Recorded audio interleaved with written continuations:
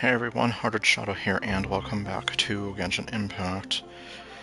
So previously, well, we had the Bing Bang Finchball event, which is going to end soon, but more importantly, I finished with the Archon quest, in which we had a very happy time at the Moon Prayer Festival, but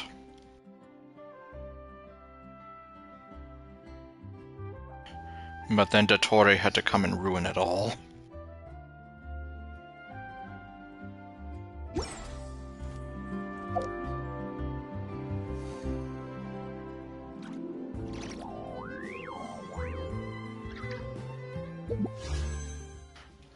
Okay, now though, I'm just double checking a few things.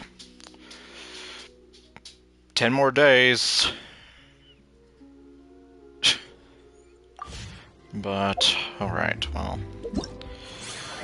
I think first things first, let's go to the Finchball event. At least get that out of the way. Oh. Oops. It's like, no, we're not doing the commissions. Fat bird.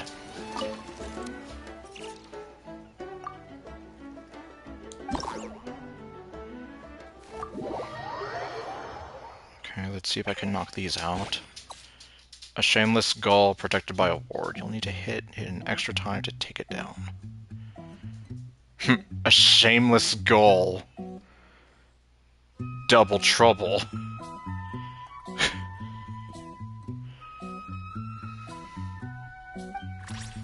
Okay.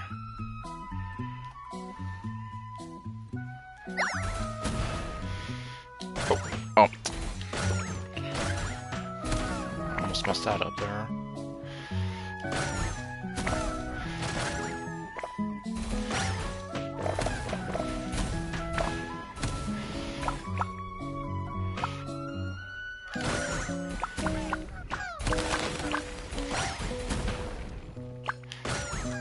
Oh.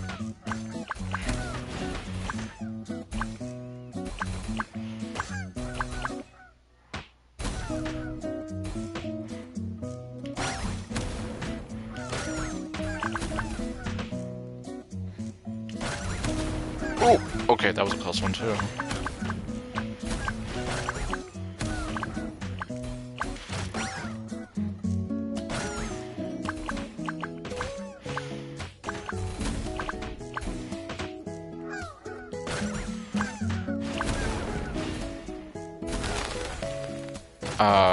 Oh, there it is. I was like, where did the Finchball go?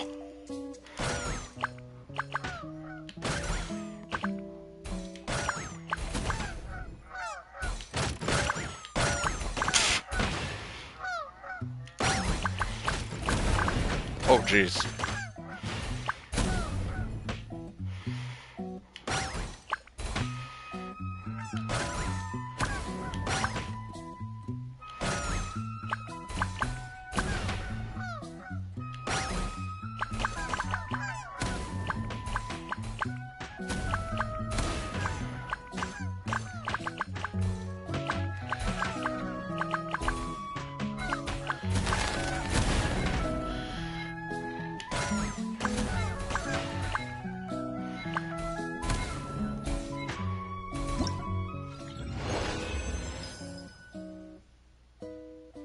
Okay, got the high score.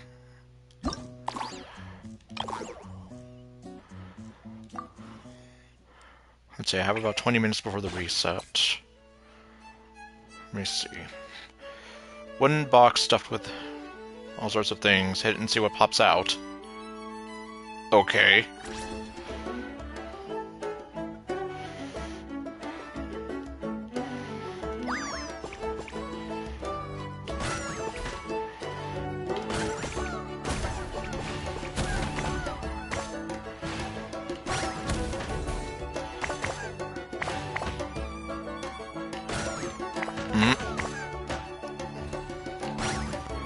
Uh-oh. Oh boy.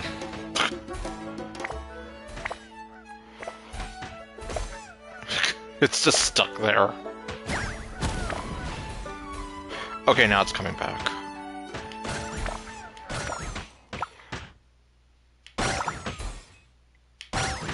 Oh, okay, well, so much for the temporary one. You didn't get to do much. Oh, well. Oh, there's another temporary one. Oh, and another one. Good lord, what is happening up here? There's 4? Okay, no, I think there's 3 again. Okay, now it's back to just... Okay, back to 1. So I don't have to be losing my mind. Oh, jeez. Oh, that wasn't the real one.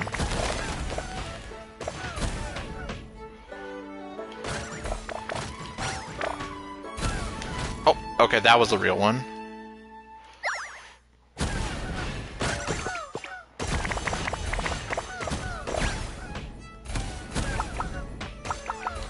Man, everything's going boom. Go boom!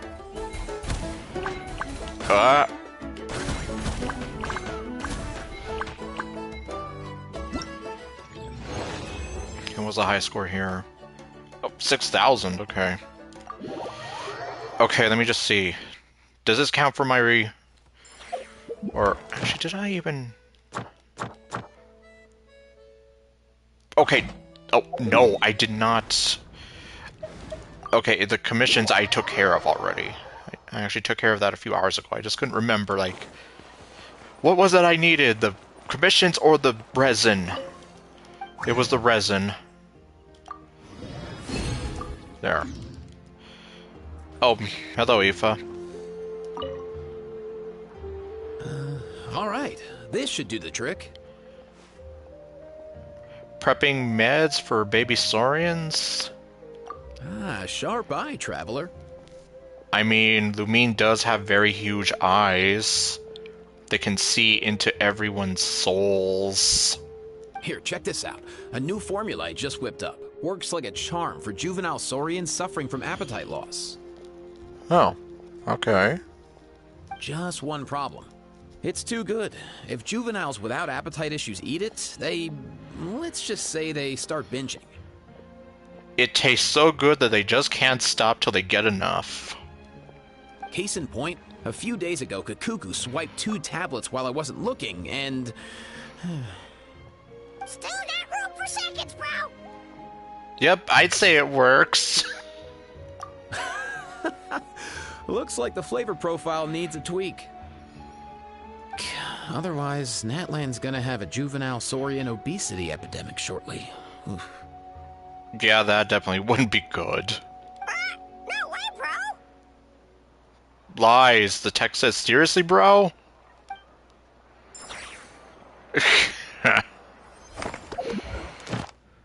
Okay.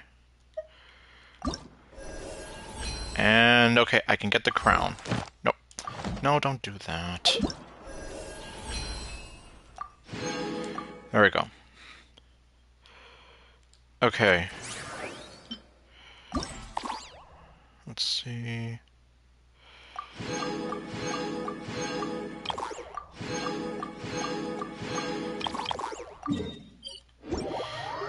Okay, now that we have that out of the way...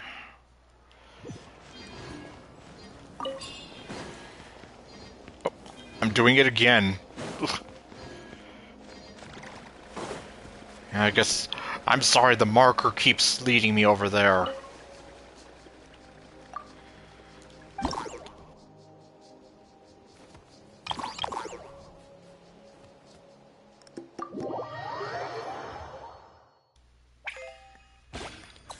Oh. An angry gull that lost its mind after failing to snatch any popcorn. It seems to be turning on its own kind. Defeating it will dispel the shields of all shameless gulls. After completing specific requirements for a stage, bouncing finch balls will enter an inspired state. And your points gained will be doubled. Fiery Fireball. Huh. After use, the bouncing Finch Ball will strike back with Volcanic Fury. Select it to 4 targets and rain down fireballs, dealing AoE damage. Okay. Well, that bird is angry. Well, I doubt they were trying to do that. Like, it's angry gulls, not angry birds.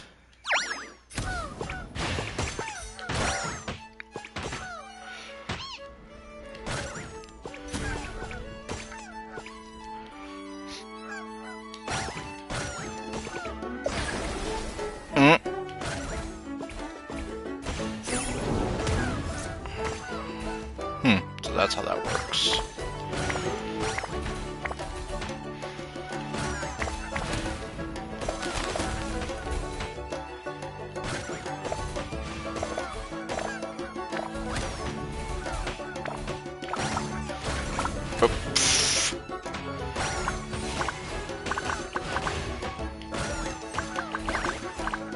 Oh lord.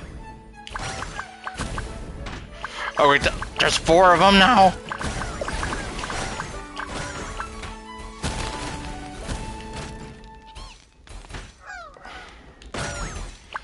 Okay, we're back to just the 1.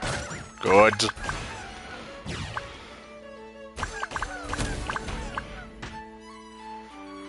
Okay, that one's... Okay, there we go. It's like that one's slowly coming back. Oh, okay, now we're down to... We're up to 3.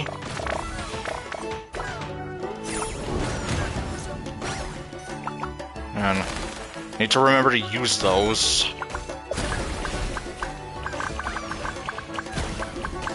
Oh, okay.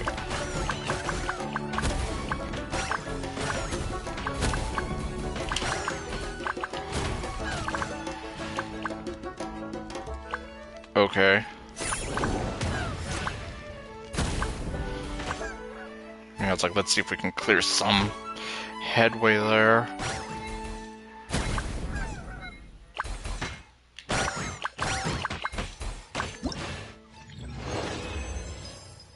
Wow, okay. Oh, man, I exceeded that. Okay, let's see here. 6, 7, 8. Yep, just as I was saying in the last stream, or whatever stream that was. Just hold the zone and try to, you know, complete it all once everything's unlocked. After coming in contact with the Portal of Prizes, you'll enter a limited time bonus stage where you can rack up points. But beware, the bouncing finch ball drops, or if the bouncing finch ball drops or time runs out, you'll be sent back to where you came from. Back to the beginning! Alright. Oh, okay, there are the portals. The mystic portal waits! Oh, dang it. That's what I get for getting the back triggers mixed up there. Like, because it's annoying because it's like it's R1 to fire and then R2, L2 to actually use the bumpers here.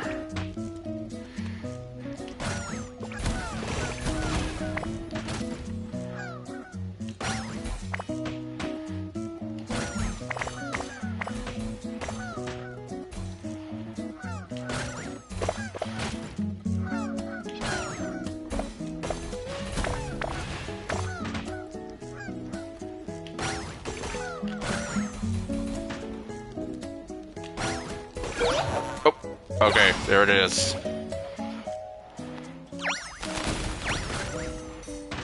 Oh god.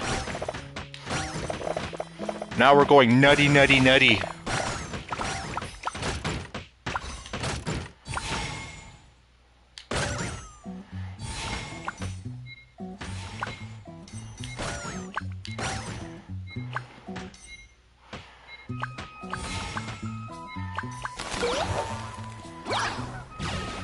Okay. angry.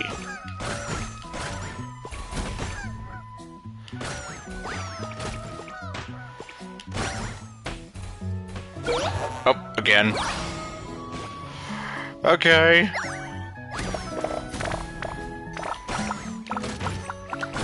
Oh, okay, well, there goes that one. Okay, good thing it wasn't my real one.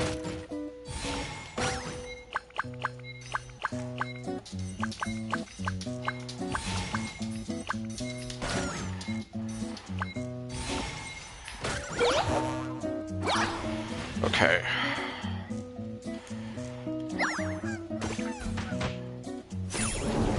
It's like, oh right, I can do that. Oh, I can also do that.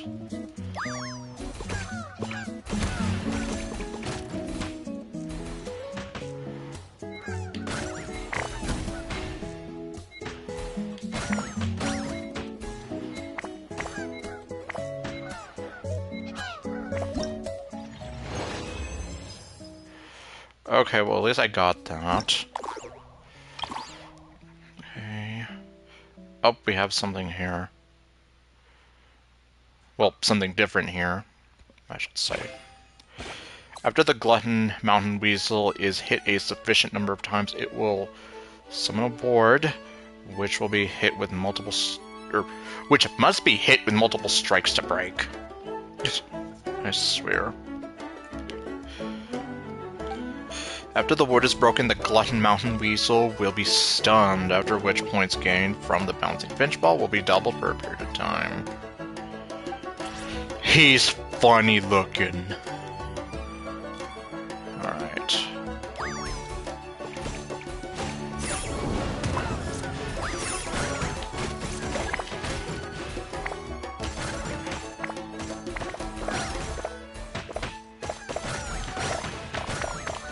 Oh, okay, well, good thing that was a fake. Well, okay, I shouldn't call it a fake per se, but...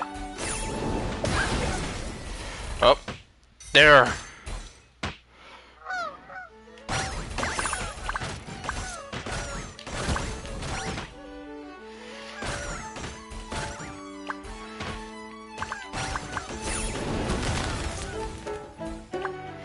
Oh, it's right up there, cruising along.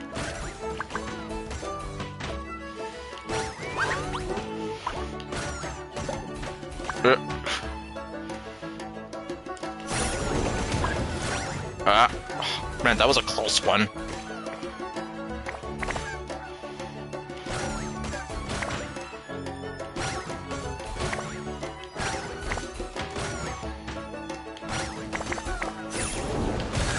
Oh, jeez.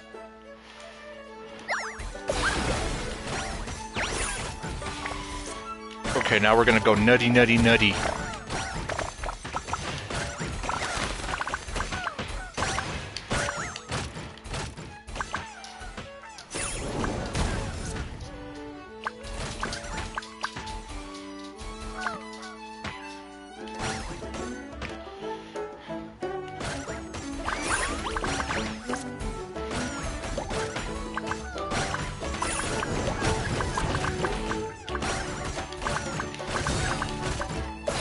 Oh, okay.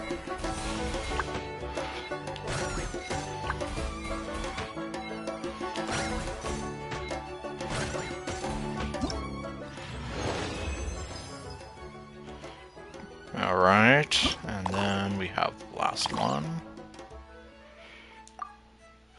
The final showdown with Shan. Well, not really. After the Glutton Mountain Weasel is hit, okay... Oh, leaving behind 2 secret source cores. Hit these cores so they collide with the Flammograunets to cause damaging explosions that can destroy them. After all the secret source cores are destroyed, the Glutton Mountain Weasel will return to the surface and be stunned. During this time, points gained from the bouncing finch ball will be doubled. Alright.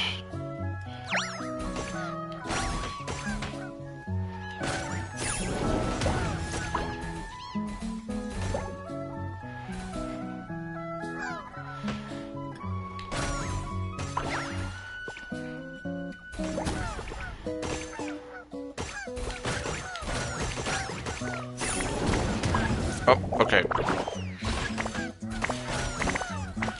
Oh boy. Oh. Okay, now I'm just...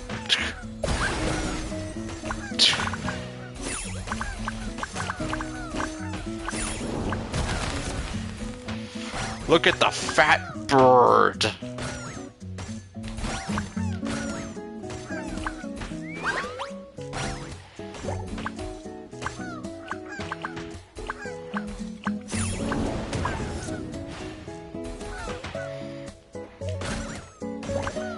Uh-oh. Okay, we got that one.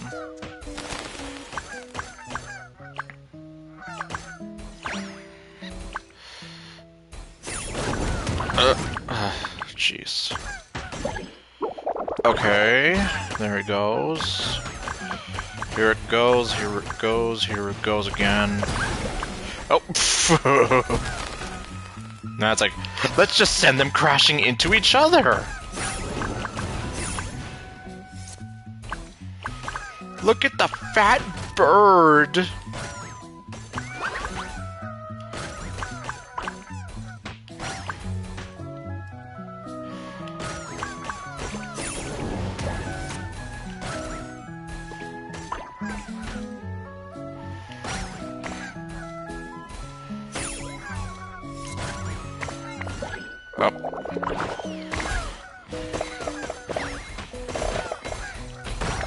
Up. Okay, what do I get? And that's all of them.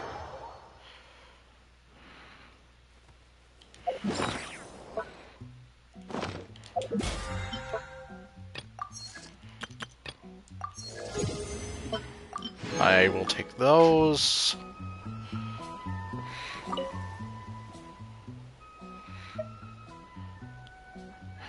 Doesn't the ball hurt the Finch? Looks like the game development is going smoothly. She's clapping. Oh.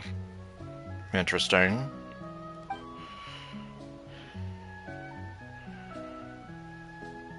I wonder who your benefactor might be.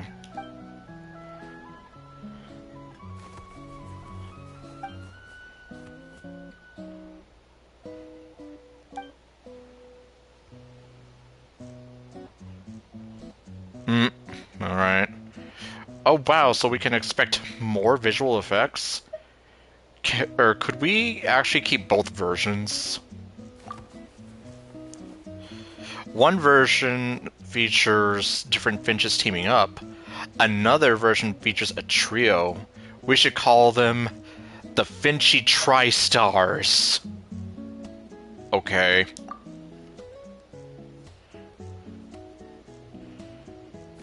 Yeah, exactly, because options, they're good.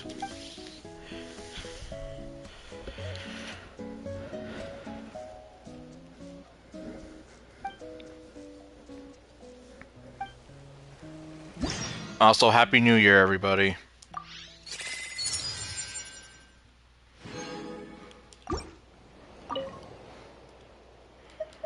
Okay, let me go and...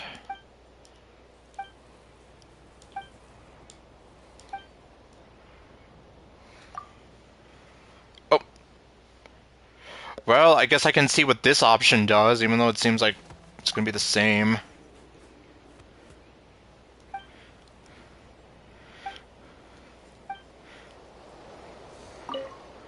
Okay, and I guess now for the big question. Doesn't that hurt them?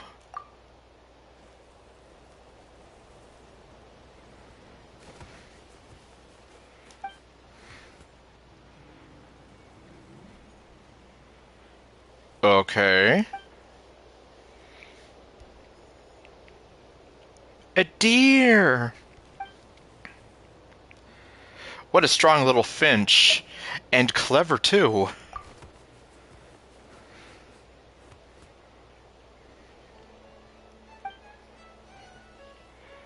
That almost reminds me of, well, what I know and Nefa are doing with the deer back in Nod Cry.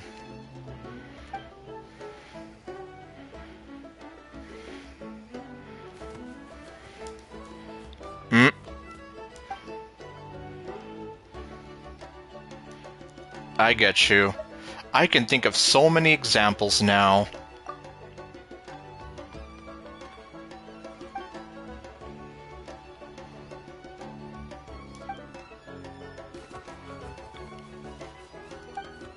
Huh. Okay.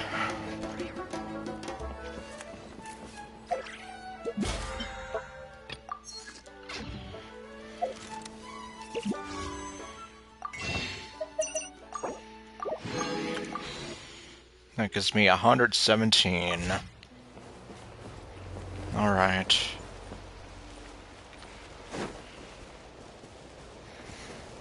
Now... Oh, I still have rewards to collect.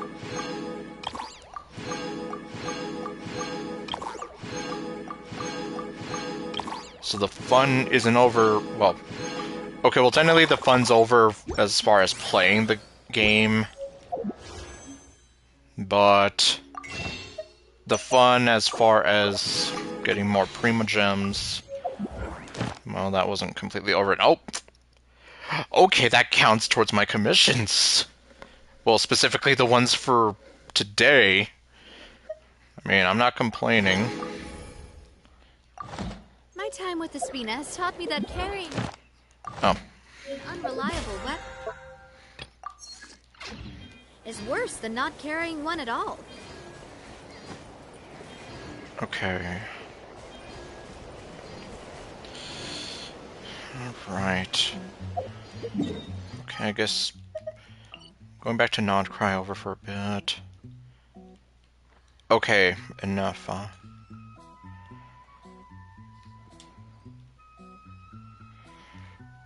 Okay, and well, there is that new boss, although, well, kind of used up a lot of my resin there. And, well, unfortunately, with this, yeah, all the Selenic Chronicles, it seems like I'm locked out of those, and I wasn't thinking about that at the time.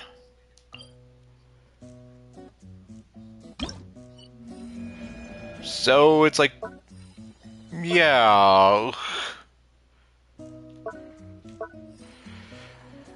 I would like to hope that these become unlocked at some point, otherwise, like, yeah, you're pretty much locking out a lot of players from completing everything, and I'm not the only one. I actually saw a bunch of people on, well, a couple of different videos basically kind of saying the same thing, like how they had no idea that it was going to happen, and now they're here like they can't complete them, and they don't know what's going on.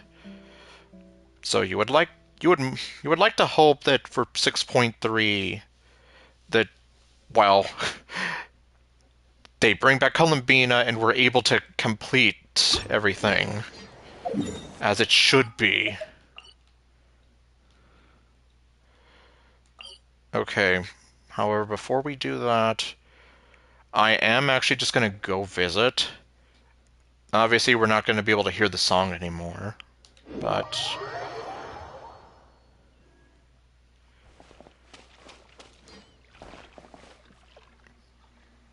yeah, this is definitely very depressing now.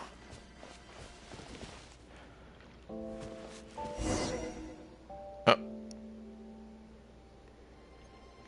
Okay, looks like we have a quest here now. This might actually be what I was looking for. Yeah, because I do believe there is someone in here waiting for us. Unfortunately, not Columbina.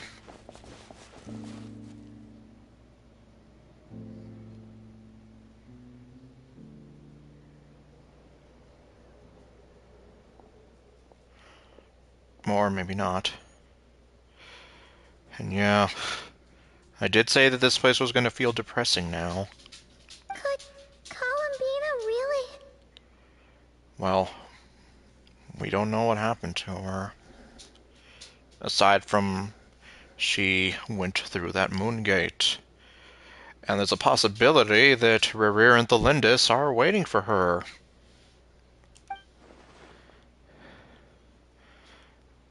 Oh, I actually... See, as expected, Columbina isn't here. She stepped through the moon gate. No one knows what's inside, but it's a place that tore apart the extremely powerful Rahir of Solnari and drove him insane. If only I'd... Columbina? Oh, no, unfortunately not. Yep, it's our Kuhenki friend. Friends. And they're also sad. Oh, it's you. Yeah, they're all alone now. Are you also waiting for Columbina to come back? Luanatar. So, you too. Hey, come on, don't be so sad. Keep your chin up. Well, it's kind of hard to, given what happened, and... Like, that whole scene was just heartbreaking. And kind of like I was saying in the last stream, like... Lumine is there, like, she's trying to reach out for her. Very similar to what happened with Rerir and the Lindis. When he was reaching out for her as she fell through that moon gate. Thank you. But anyhow. And then, of course, Lumine falling into the ocean and the card falling after her, just... Like, that was just... Like, to pour salt on the wound. It's like the card that everyone worked hard to give her and, you know, to send her off on what they would hope would be, you know, a safe journey for her to go back home, and then, yeah, that didn't happen. If everyone was sad, that'd be like... Oh, Paimon doesn't want to think about it.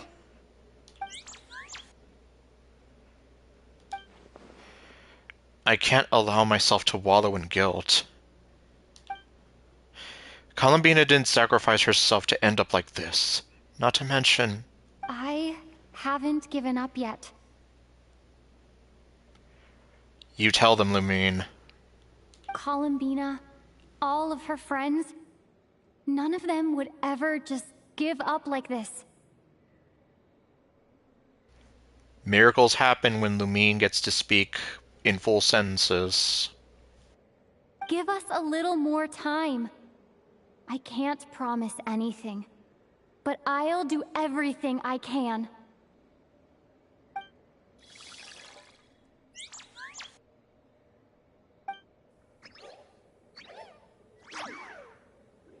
Are they cheering for us?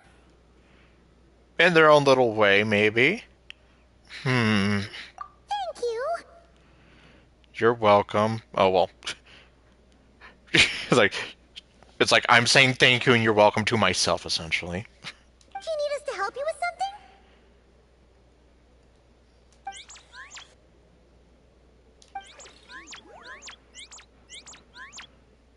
This Kohenki. Paimon thinks she looks a little flustered. Why don't you play something? If they hear a familiar melody, maybe they'll calm down a little bit. A familiar melody. Well, the only thing that comes to my mind would be... Columbina's Lullaby.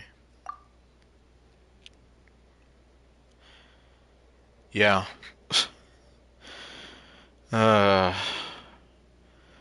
Let's try the one Columbina always sings. Well, here we go.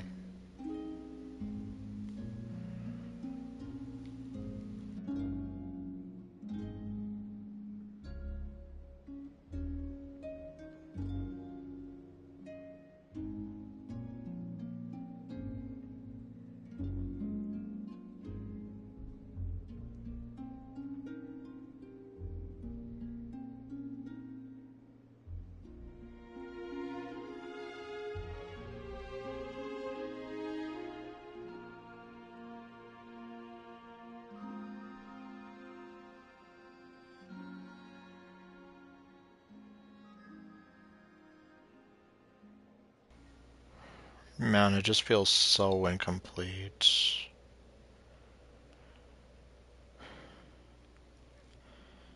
I guess one other thing to note. I don't know if this was a glitch or something, but a channel I follow that kind of posts things like this, well, little things like this, they pointed out that there might be some sort of a glitch or Easter egg where essentially if you come here to the Silver Moon Hall, leave, then log back in time for the Welkin, and you leave the screen up there, you know, like, typically, Happy New Year, and then I press X to continue. Like, don't press X to continue. Leave it there for long enough. And apparently you can actually hear Columbina singing. But it's not the lullaby. It's actually something that sounds so much sadder. I don't know if I can try to get it. And plus, I've been hearing some mixed things, like some people saying that it's a glitch, some people saying it's an Easter egg, some people have tried to get it, some have succeeded. I don't know. Oh, they're asleep. Now, to be fair, it is a lullaby. Looks like they haven't had a good rest in a long time. Maybe they haven't. Shh, let's leave. Let's leave.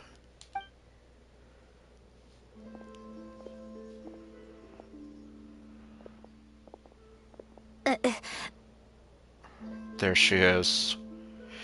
That's who I was expecting.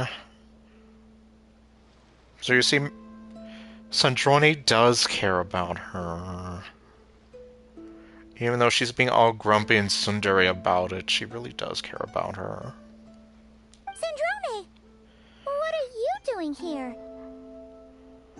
What? Am I not allowed to take walks now? She hasn't returned. Thought as much. No such thing as a free miracle, you know. Yeah, ain't that the truth? It definitely feels that way. Hey, which way are you headed? Paimon means we don't see much of each other. Maybe we could join you for a bit. Paimon, bold of you to assume that she would want us to join her. I mean, given how she's feeling right now, I mean, maybe she does, but, I mean, I'm just saying. Let's not. I'm not in a good mood today, and don't have anything nice to say. Yep, she's gonna be a grumper. Well, I mean, in reality, let's face it, she's probably just doing that because she's literally heartbroken, but she doesn't want to admit it. Like, even though she didn't get to fully say goodbye to someone that wanted to be her friend, and according to the shippers, possibly much more. I'm pretty sure she's well aware of what happened to her, and now she's kind of here like, she just really wants to see her again. Besides, comfort is the last thing this place needs.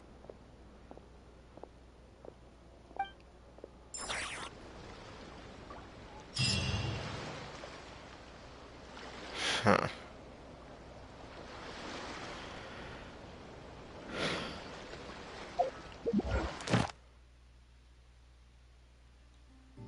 Alright, I haven't.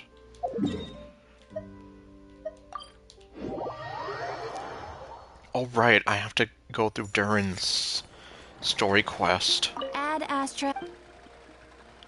Thank you for Okay, I'll do that. Add Astra. Yeah, I was here trying to remember, like... Yeah, wasn't there a story quest I said I had to do? Yes, there is. And good thing the game reminded you. Alright, so Draco Rubido chapter. It's been a long time since we've had to unlock one of these, because, you know, they haven't been giving us story quests like this in a long time. Okay. A Mother's Last Wish. Head to Star Sand Shoal. While traveling, you receive a sudden invitation from Alice. She hopes you and Paimon can help Durin fulfill a wish. One connected to his late mother, M. Okay. Well, I guess it makes sense considering story-wise Durin is... traveler from beyond this world, will you witness this tale unfold? Alice? You recognized me just like that? Maybe I need to work on my impression. Anywho, come to Star Sand Shoal. There's a little something I'd like your help with. Well, it wouldn't be Clay's mom without a hefty dose of mystery, huh? Let's go see what this is about. Yeah, like, to be fair, Alice, you have quite the distinctive voice. And I still haven't found all of these little guys.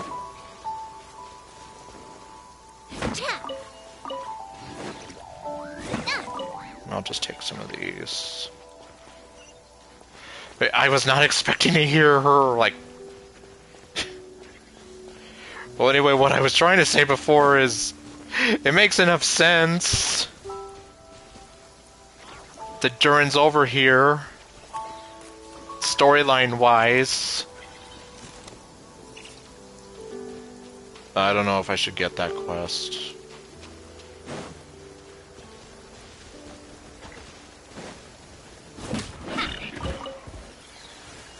Look, Ma! I'm roadkill! But... Wait a minute. The current story seems to be related to your past adventures. Would you like quickly go over and review those experiences? You know what? Sure. Especially if my memory is awful. And maybe if it goes over certain events I haven't seen. I don't mind where we go. Okay. Durin's past. After receiving a strange fairy tale book, you and Paimon arrived at a wondrous world named Simulanka. And I loved that event, especially with Nilou. There you experienced an adventure with your companions, which consisted of Kirara, Nilou, Navia, and Hat Guy. And, well, eventually you discovered that the world was created by a fairy tale written by Mage M. You also rescued a little dragon named Durin in that world. Durin made friends with you, promising to aid you at some point in the future when you should need it. And that time was now! And yeah, the whole trial thing with Albedo. The once yearly Windbloom Festival had come around once again, and you and Paimon set out together from Mondstadt once more. But strange things kept happening. First you found the residents behaving weirdly, and yeah, like, what's-her-face no longer being in love with Diluc. Then Albedo was accused of murder. Concerned for your friend, the two of you accepted the invitation to join the investigation. After much investigation work, you uncovered the truth, and the culprit was none other than the dragon that fell onto the snowy mountains. Learning of Albedo's existence, the dragon, a fellow creation of Rhindaughter, grew intensely jealous. It then began plotting in secret to destroy him. Together you brought the immediate danger to an end, only to see an even greater threat surface. The dragon spying Durin was about to revive and bring disaster to Mondstadt. Fortunately, Albedo was prepared with a plan, and your friend from the fairy tale world also arrived in Mondstadt to assist. In the end, through the combined efforts of you, Albedo, Durin, or you and Albedo, Durin the dragon bearing the same name, was reborn in the Fallen One's place, and the crisis was finally brought to an end. Although, I want to go back to Simulanka. That place was just so damn fun.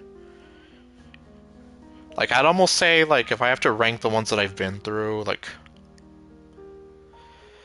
well, Golden Apple Archipelago, like, I guess that one's always going to be special to me. Simulanka, and then... the Valeria Mirage. Like, I mean... the whole theme park thing was definitely fun, although, like... I don't know, I just kind of love the feel of Simulanka. And that's why I'm here, like, I really wish they could bring back these locations. Like, at least let us get to visit them. Like, hell, even if it's just empty. Like, I don't care, at least I can go visit it again. Like, obviously, with the past summer event, that island resort in Natlan, we can visit it anytime we want. So that's why I'm just kind of here, like, come on, throw us a... okay, technically throw us, like, 3 different bones here, but still. As long as I have my friends with me. Well, I guess thanks for the refresher, though. And I guess it's... well... I would like to imagine that for people who unfortunately missed out on the Simulanka event, that's kind of a nice way to help them, you know, get up to speed, but... the fact that they don't let you replay those events is just forever going to piss me off, especially since Star Rail lets you do it. And what in the world is going on here? Oh, Lord.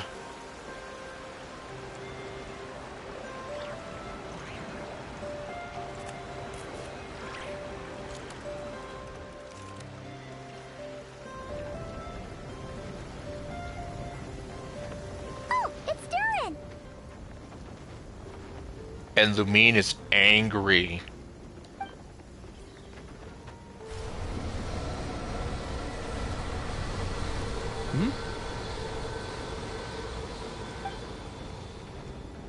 Traveler in Paimon? I'm sorry. I hope I didn't scare you. Well, to be fair, you're kind of surrounded by all this, like, sickly red glowing fire stuff, and you're surrounded by dead things, and you had this real intense look on your face, so...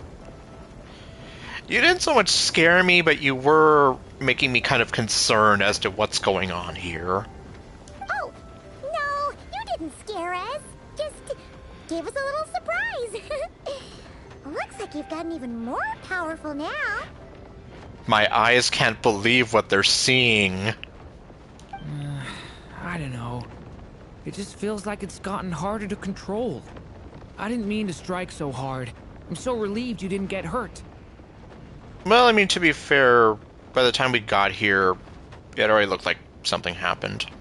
It's all good. We've had worse. Shh. You're not wrong. Is the abyssal power inside you acting up? No, don't worry about that. It's been very stable ever since I got this body. Albedo made sure of that. What you saw just now is something that only started happening recently. Maybe I'm still acclimating or something. I'm sure it'll clear up over time. One can hope.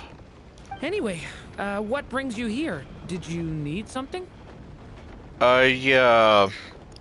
Klee's hot mama apparently wants us to do something, but I don't know what. Well...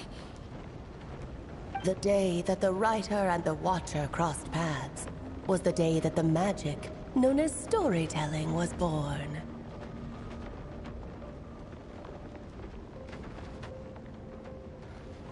Okay.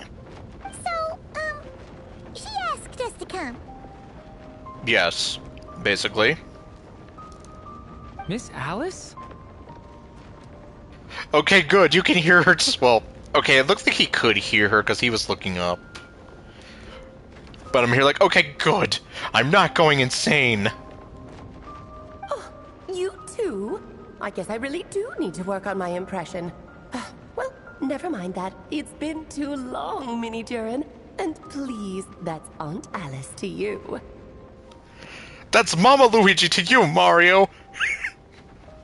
I have brought you and the Traveler together here for a very important purpose. It has to do with your mom. My mom? Your mama! Okay, no. You mean M? Indeed, fairy tale author extraordinaire, Anya Marie Andersdottir. See, I knew this would be right up your alley. Okay. Now then, if you'll open the book, I will begin narrating. Oh, great. It's like Simulanka all over again. Like, this is how it started, too. We got that book, and then, yeah, Lumine opened it, we fell asleep, and then, lo and behold, it's like, here we are. Oh, goody! Although, I doubt we're gonna be visiting Simulanka again. Seriously, MiHoYo. You can do it for one of your games, but not the other one?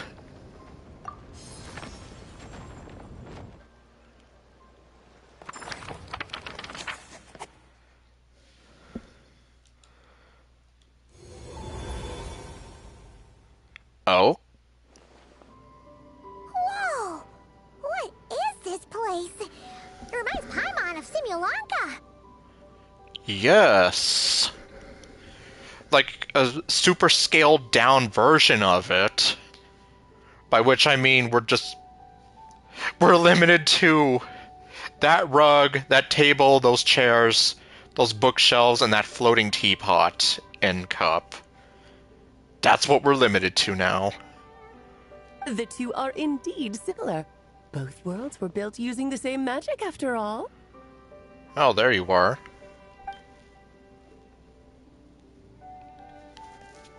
Aha! So it is Alice! Oh, who else would you have thought? Like I said, she has a very distinctive voice. Hello, Aunt Alice? That's Mama Luigi to you, Mario! Okay, no, I already did that. Oh, no need to be shy. Just think of me as one of your mother's dearest friends. One of your mother's dearest friends who can become scary if you're not careful. You keep talking about stories and magic. What's this all about? Simulanka 2.0 or something? Can we visit Simulanka 2.0? Certainly not. Simulanka was a peerless masterpiece. Without the original author, it would be impossible to create a sequel, even for me.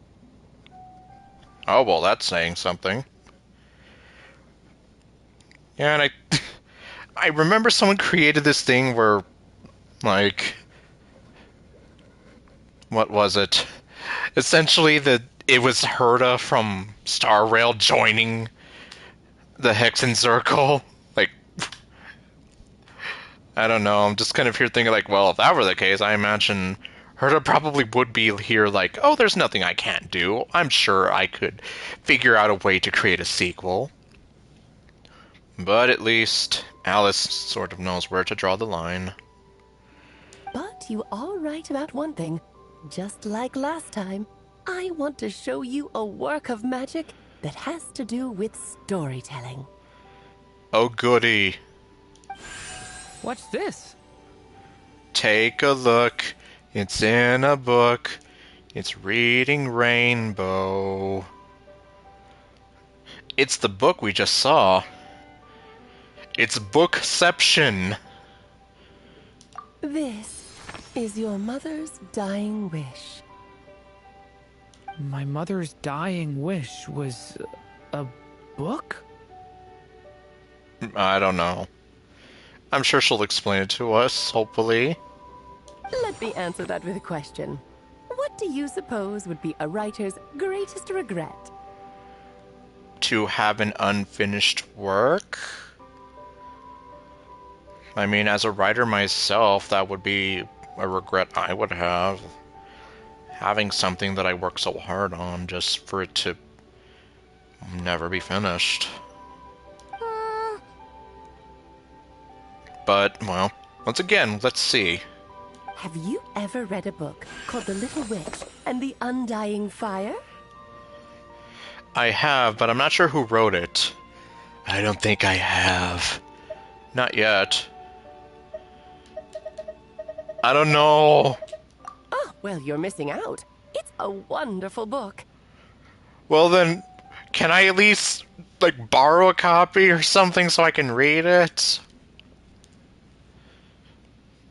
And seriously, those fiery eyes of hers. Like, I guess... Okay, well, obviously, I know there are a lot of people that are hot for Alice. Like, that much is clear, but I mean... I guess just looking at her myself here, and I never really got to say it before in the last two streams, but... She really is a beautiful woman, just looking at her. It began as a little game at our tea parties. Each of us took turns writing the next part of the story. Oh, it's like a collaborative story then. So basically, like, yeah, they write a piece, then they hand it off to somebody else, and then so on, kind of like a relay race. I wrote the first volume, then the other mages took their turns. Em was tasked with writing the final volume and tying everything up. Okay. But by the time everyone had finished writing their parts, Em had passed away. Oh, it was a terrible shame. A true tragedy. So maybe I was kind of right. So her greatest regret was not being able to... Not even being able to write her part, let alone finish it. And that is the answer to my question. A writer's greatest regret is to leave a story unfinished.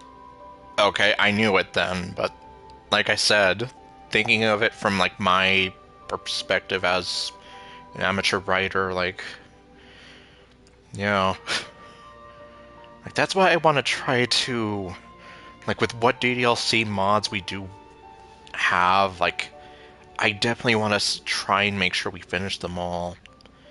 That way I don't have any regrets. That makes sense. All is not lost. I couldn't stand the doom and gloom of it all, so I went ahead and wrote an ending myself on her behalf. Well... Okay, well... I have just quite a few things to just kind of analyze with that, only because... Well, going with my experience as a writer, the way I've always seen it is everything you write and create comes from you. And everyone has their own experiences, their own thoughts, feelings, morals, a bunch of things that they bring to the table. And that especially rings true in a person's writing. And I kind of use the example of how, like, for example, say I were to play a DDLC mod from another person, but the mod is never finished. It's cancelled, or production just never went through all the way. Something like that. Now, if I were to kind of look at that and be like, I'm gonna write my own ending, I could do that. But then, at least the way I see it, I have essentially taken something and created something of my own. It will never be that DDLC mod. It will be something that I created as, I guess, a springboard off of that DDLC mod. The only person that would ever be able to truly finish it would be the author that started it. So for me to kind of come in and be like, "Oh, I'm gonna finish this story for you," like, while you could do that, I just almost feel like it's not the true ending. Like, unless you know the author's true intent and what they want to do, that's why I'm just kind of here like, I don't know, it just feels slightly dishonest to me in that sense. But, I mean, I'm sure other people would argue otherwise, but at least that's my kind of take on it. Like I could write my own ending to a story, but then I've essentially turned it into my own story. The ending to the original story is essentially lost. Unless, of course, like I said, you know the author's true intention. They told you this is exactly how I want it, and you're able to, flawlessly, write it as they wanted. And even then, I still feel like every person, when it comes to their writing, they always have that little personal touch to it. So, either way, handing it off to someone else, like, even if they do finish it, it just... Well, I guess long story short here, writing has always been something very personal to me, and why I kind of feel like everything I write is special in some capacity to me. And, I mean, you can try to emulate it, be inspired by it, but at the end of the day, it's like my own writing comes from my heart. And that's something that will not be easy to replicate. But anyway, that's my sort of... Well, it's not really a rant, but my sort of loose thoughts and, just putting all that out there. Then what's this book? This is the answer your mother gave to the same question. In her eyes, this was her greatest regret. But the cover has Durin on it. She made me promise that I would bring it to you, because she believed the only person who could resolve this regret is you. And she just summoned the chair like... So my mother's greatest regret is another unfinished story? Mm-hmm. You could say that. Well... And I guess resolving the regret means finishing the story? We're gonna finish the fight. That's one way to put it. You're being very cryptic about it right now. Oh, is a straight answer too much to ask for? Apparently it is. Her answer was quite the opposite of what I'd expected. But oh, how touching it was.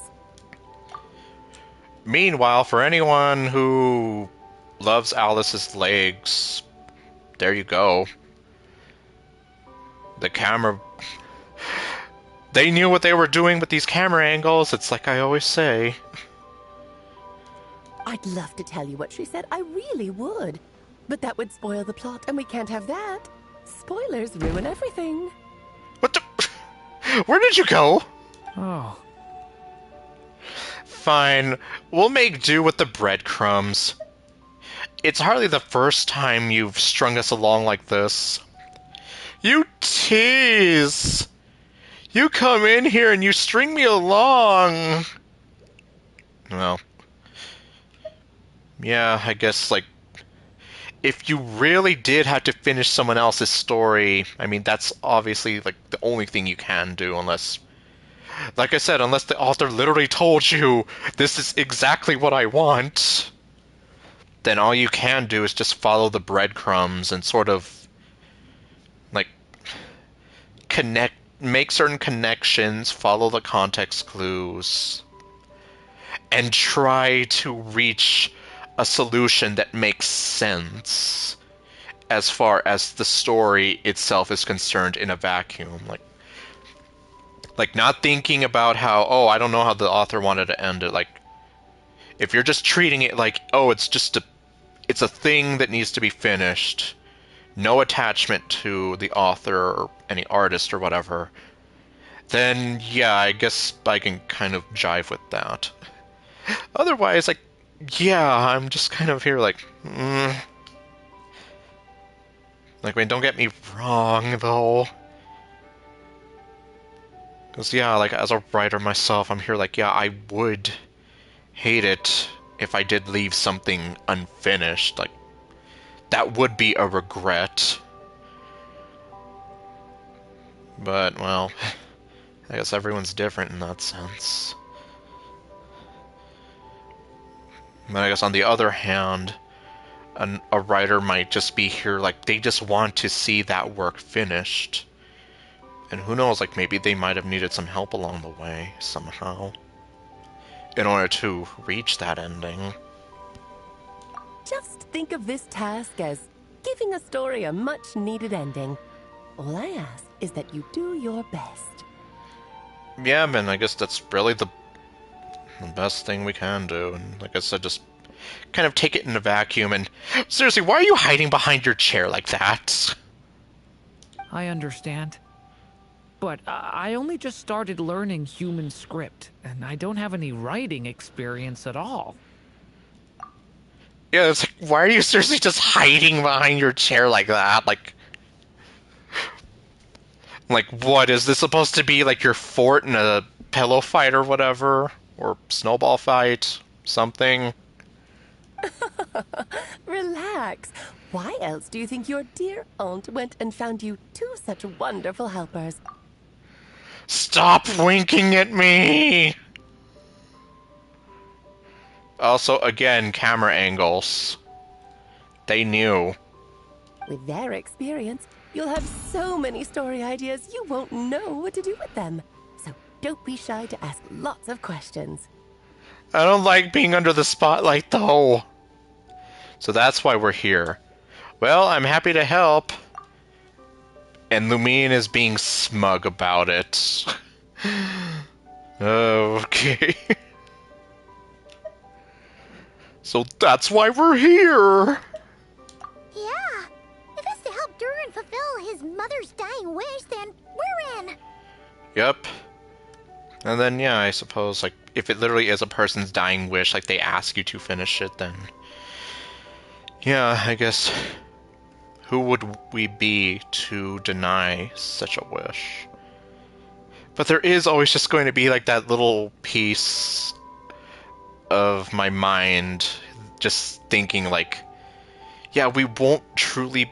like, I don't know if we would truly be able to match the original author's intent. Because, yeah, I'm just kind of here, like... I'm taking something that someone else started and making it my own. And unless, of course, the person would be fine with that, then, like, sure, by all means. Like, for example, if it is a collaborative story, then that is absolutely at the core there. You're supposed to be doing that. But, yeah, I'm just kind of here like, huh. Well, in any case... Aunt Alice, could I ask, what kind of story was my mother hoping to write? Was it going to have a happy ending and a big musical number? Okay, you can't exactly have a musical number in a book. Now, if it were adapted into a movie, then you could have a musical number. I had a feeling this might come up, but that answer isn't mine to give. You'll have to find it yourself, here inside this book. So it literally is, take a look, it's in a book. It's Reading Rainbow. Don't worry. We'll help you come up with loads of ideas. Sure. And hopefully something will stick. Yeah. Let's find a nice spot where we can settle in and read through this thing. We could even get some snacks, too. Are we gonna be able to sit at these chairs? Oh, the actual process might not be quite the walk in the park you're imagining, Paimon. You're up to something. They told me Satan would be attractive. Okay, no. I wouldn't go there. She's not Satan. Even though she's a pyro user with beautiful burning red eyes. And she's like devastatingly attractive. Why's that? Because when Em created this book, she borrowed my magic. In other words, it's not a book you can just pick up and read. It's a magical book. Okay, so then what do we do with it if we can't take a look? Its chapters are scattered through memories of the past. Gather them all, and the book will show you its secrets. So, where are we supposed to find these memories? Em left a trail of clues for each unfinished chapter. Follow the hints, and you'll find them. Okay. Oh, and when it comes to adding to the story yourselves, you'll need to use this. Huh. And this is... Oh my... They're actually looking up at it. This, my dear little Paimon, is the ink Em left behind. Infused with a little of my own magic, of course. If you're planning on writing something inside the book, you'll need it. How very magical. It's extremely precious, so be sure to use it sparingly. This is all that's left. Okay. No pressure, but this is all that's left. Yeah, and seriously, we can see her pretty eyes. Huh, so she has like a flower shape going for her there. So, we need to search for the memories and keep an eye on how much ink we're using. Yeah, no pressure. Oh, it just had to be a wild goose chase, didn't it? Apparently so. Perhaps it's just another form of storytelling. Em was ever so creative when it came to things like that. Well then. Just think of it as a little challenge your mom left behind. Who knows? There could even be a mysterious prize at the end of it all. Okay, and that hip sway though. Maybe it's a monkey! Okay, no. I don't care about that. This was my mother's dying wish. Whatever it takes, I'll find a way. Whatever it takes, no matter the cost. And we're here to help. Yep. With the two of us by your side, you'll be just fine. That's right, girlfriend. Okie dokie. That should be pretty much all you need to know. She says with that mischievous grin on her face. Oh, and once the story's complete, do let me have a little look-see, okay? I've read everything she ever wrote, so naturally, I can't miss this one. How will we find you? Yes, because it was so difficult to meet you. Like, it was literally years in the making. Yeah. Most of the time, you're pretty hard to pin down. Yeah, and most of the time, it's a case of, like, we don't get to come to you, you come to us. So, that already kind of puts us at a disadvantage. Don't worry, I'll know when you're finished. Just wait for me to reach out. Okay, sure. All right, off you go. I can't wait to hear how the story ends. And tally-ho, and away we go! Literally.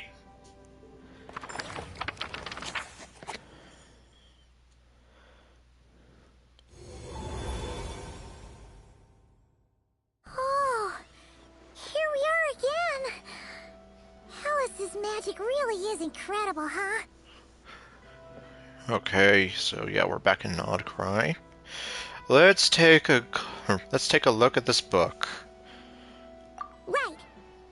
mission, we should be on the lookout for clues. Huh? A corner of repose for countless tales, watched over by the honor of knights. A place for stories to sleep, perchance to dream of ancient cities and the epics of ages past. There, a witch once spent a sleepless night, and all to bring forth a story yet untold. Find the place I speak of, for it is where the seeds of this story lie. Was that a riddle? Where do you think this mysterious place could be? Obviously, it's the Mondstadt Library. Hey, you might actually be onto something. Guess that means we need to head back to Mondstadt? I mean, where else? Or what else are we gonna do? I had a feeling that's where we would be headed. After all, it's where my mother was from, and I bet it's where she wrote this story, too. Fair enough. Yeah, that makes sense.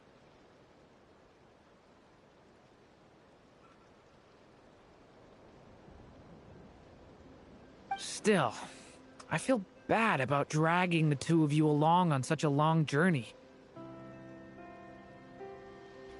Because it's such a very long story.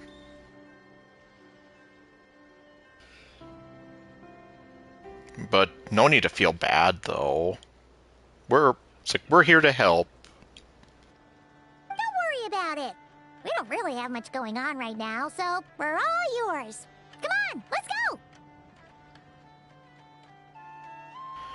Yeah, considering I just finished the Archon quest, and we still have a few, well, at least some couple weeks left to go for the next update. Yeah, we're good.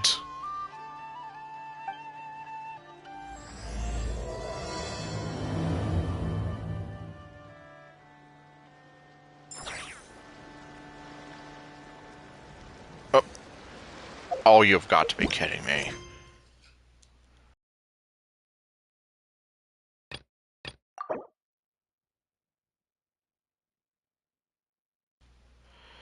Ugh.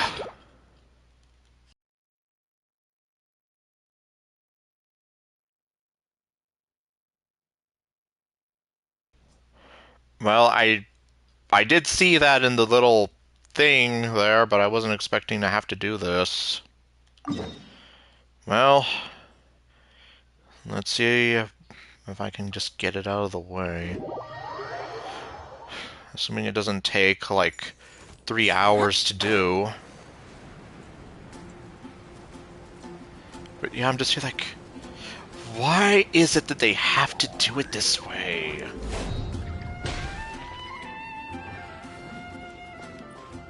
It's like, can't I just start one quest and finish it without having to worry?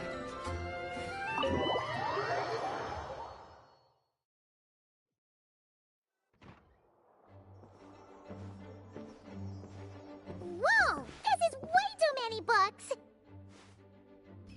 What are you talking about? It's always looked like that. Considering this library organizing job is classified as a premium commission, Paimon came mentally prepared, you know? But seeing it in person is something else.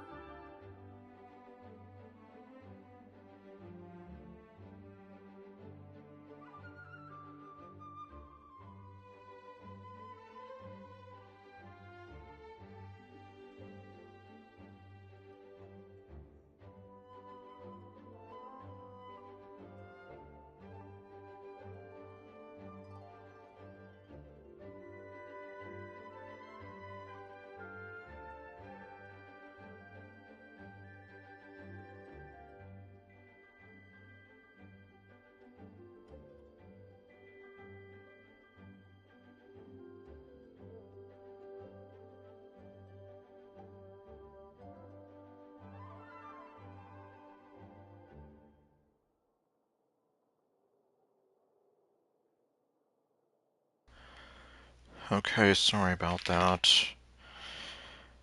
I swear the cough that Joey has just been getting worse, and... Well, the worst part about it all is that the vet does not seem to know what is going on with him. Which in itself is very stressful because you go to the vet hoping that there's something that can be done, and then they themselves don't know what to do, which leaves you feeling powerless. Alright, well. Okay, let me see here. Let's try and continue. Why, if it isn't Cutie and Paimon. What brings you back to Mondstadt? Lisa, I am loving the sound of your voice again. Like, seriously, it is just... It's great being able to hear everybody again, after almost a whole year of not being able to. Let me guess. You missed me so much you just had to come visit. Is that it? You saw right through me. Here for business, actually. Did you come for business or pleasure? No. You've become quite the flatterer since we last saw each other, haven't you? My powers have doubled since we last saw each other. Found you! We were starting to think you weren't clocking in today. Well, I wasn't planning to. But then, Catherine mentioned someone had finally accepted an important commission for the library. So I came to check on things.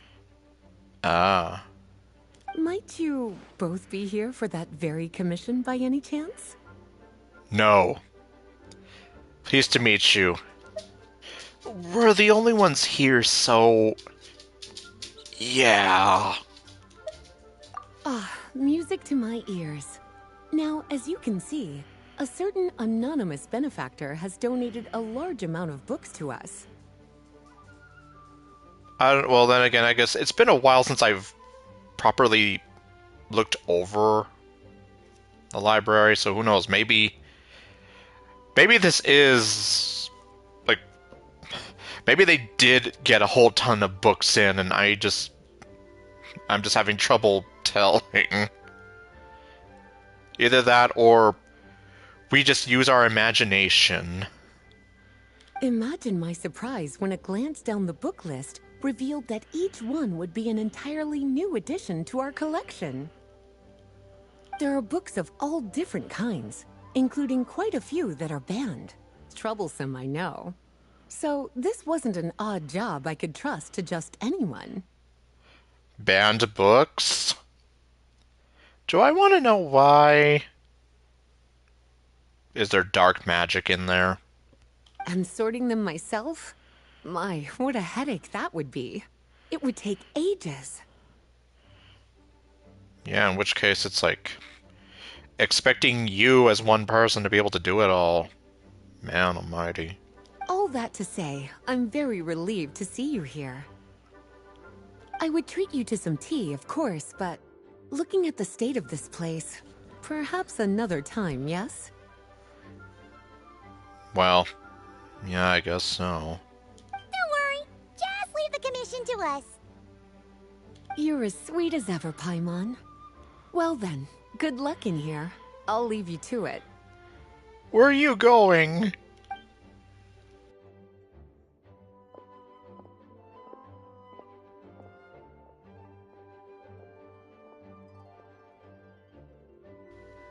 But oh man, Lisa has the hip sway thing too. Finally! We made it to the last stack! Good thing we just had a montage for it. What even are some of these books? A Hilichurl's Guide to Running for Your Life? Do Hilichurls even read? Oh, and Basics of Whopper Flower Cultivation. Who'd grow one of those, anyway? Just ask that guy in Sumeru for that one commission. Okay, well, he didn't grow it on purpose, but by a technicality, he was growing a whopper flower. He just didn't realize it. And what's this one. The Little Witch's Dictionary? Huh. That title's kind of suspicious. And didn't we already sort this area? Did you notice it earlier? No, and it's not on the list either. Yeah. Oh man, okay, can I do it? Suspicious! Okay. Kind of. Huh.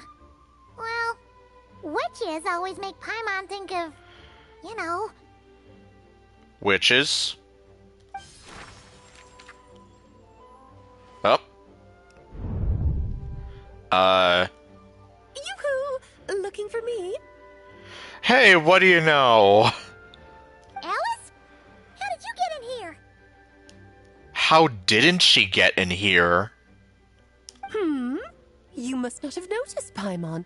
I wasn't the one who barged in at all. When you opened that dictionary, you entered a mage's domain.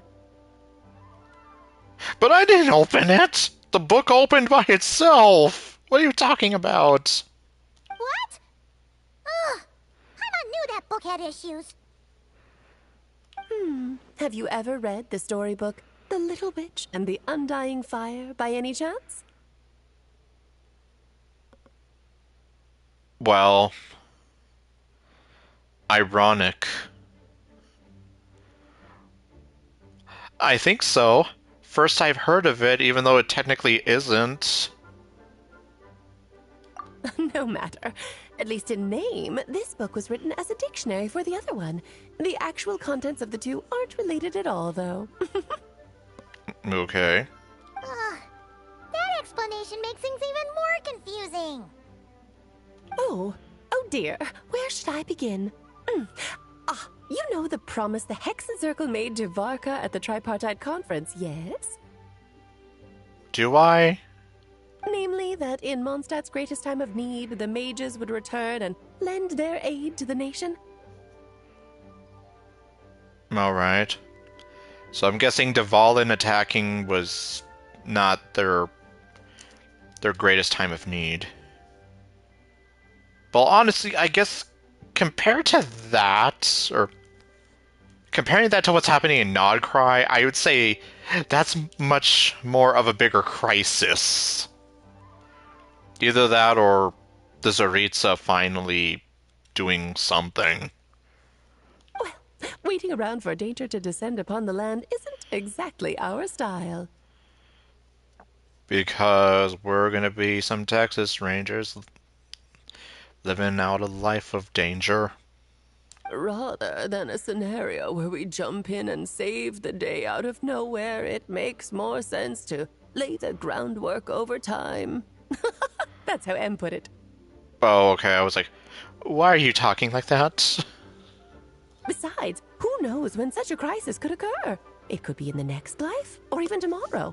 Preparation is crucial. I can't exactly disagree, because you never know what could happen from one day to the next. So, I gathered the mages together to write this dictionary. Of course, it had to be under the guise of being related to that storybook. Otherwise, I would never have been able to get them in one place. Sounds like a lot of work. So, how do we factor in exactly? Well, we looked into Barbie's scryglass and came up with a series of tasks tailor-made for the people of Mondstadt. They're all in this dictionary. Really now? Striving toward a common goal, overcoming obstacles alongside trusted companions, becoming better versions of ourselves.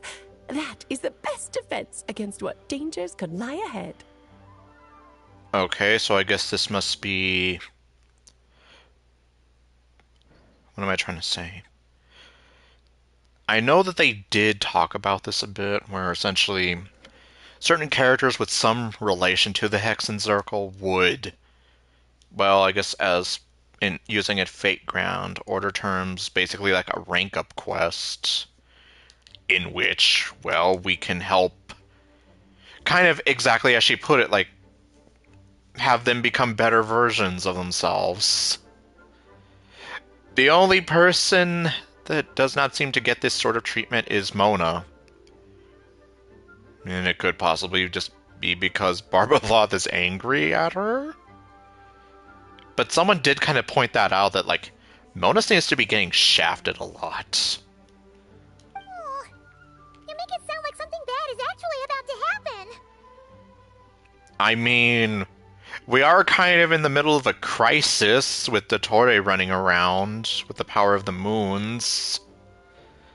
Now, I never said that. But still, we are talking about trusted companions here, Paimon.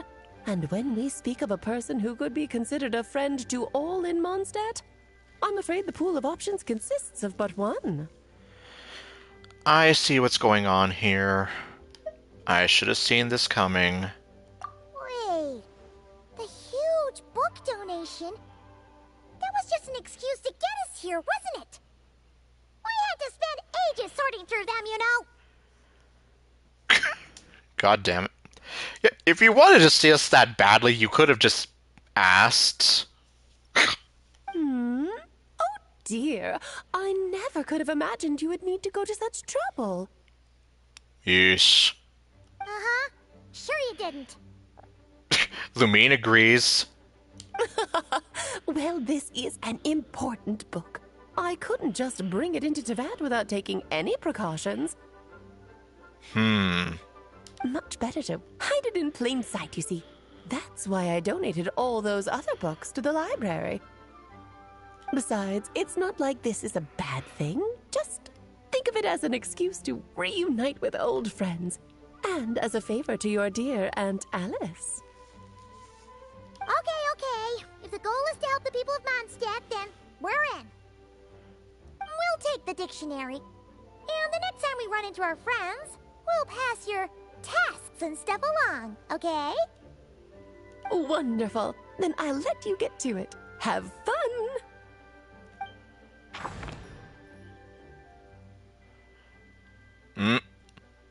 And then time returned to normal.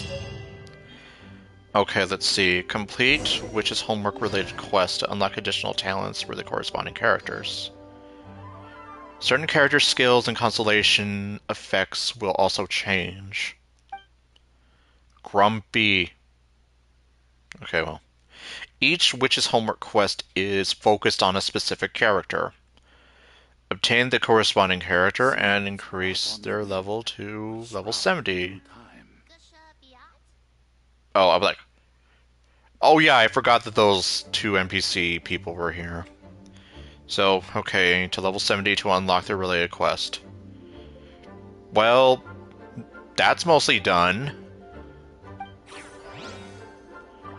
Oh. Yeah, I'm literally right next to him, okay. And I'm guessing that's Ella Musk. Yup. And obviously... There's only one reason I can remember her name, and just because of the person that it sounds like.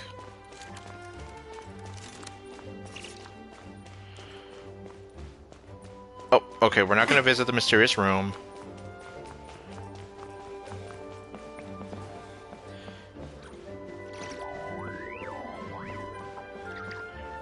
Okay, yeah, you see, it's like, now it looks like normal. Or rather... Okay, now that it is normal, it's like, it's exactly the same as when I walked in before, so... Oh. Back in the Mondstadt Library, huh? Talk about a trip down memory lane. We were just here, though, but okay. It's been a while. Feels like we were here just yesterday. We got here like 10 minutes ago! So, we're supposed to find the seeds of the story, right? What do you think that means? Well, that could honestly mean a lot of things. I mean, if we think about it like in a literal sense, you use seeds to grow stuff. So we need to figure out, I guess, what gave rise to the story? Well, we're in a library, so it's gotta be books, right? But seriously, there's so many here. How are we supposed to know which ones we need? Making a racket in a library? You should know better than that. Damn it, Paimon, now look what you've done! Lisa! Oh, sorry about that. On the plus side, at least it's not the other Paimon who would make your ears hurt. Now, who do we have here? Ah, my golden-haired cutie. And my little horn cutie, too. And Paimon. Sorry, Miss Lisa. I know you taught me to be quiet in the library, but Paimon was just trying to help. Please don't be too hard on her. Yes, and besides, she does not sound like a rat being grilled alive anymore. Well, it has been far too long since we saw each other, so I suppose I can let it slide just this once. Okay, so she's not gonna punish me.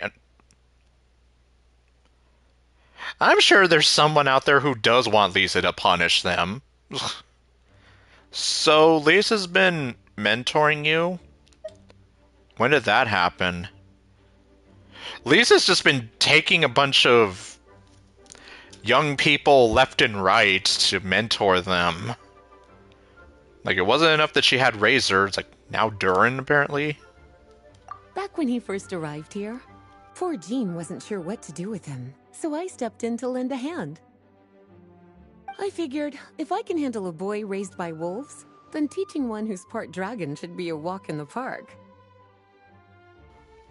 Okay. Although I'm not quite sure how one is more complicated than the other. Nice! Sounds like Durin was welcomed with open arms. With arms wide open. Why, of course. Now, let's save the reminiscing for another time. I'm sure you're here for a reason. Did you need to borrow some books? Possibly. We just don't know which ones. It's kind of hard to explain. Maybe you could take a look at this. Oh? Okay, what do you make of this, Lisa?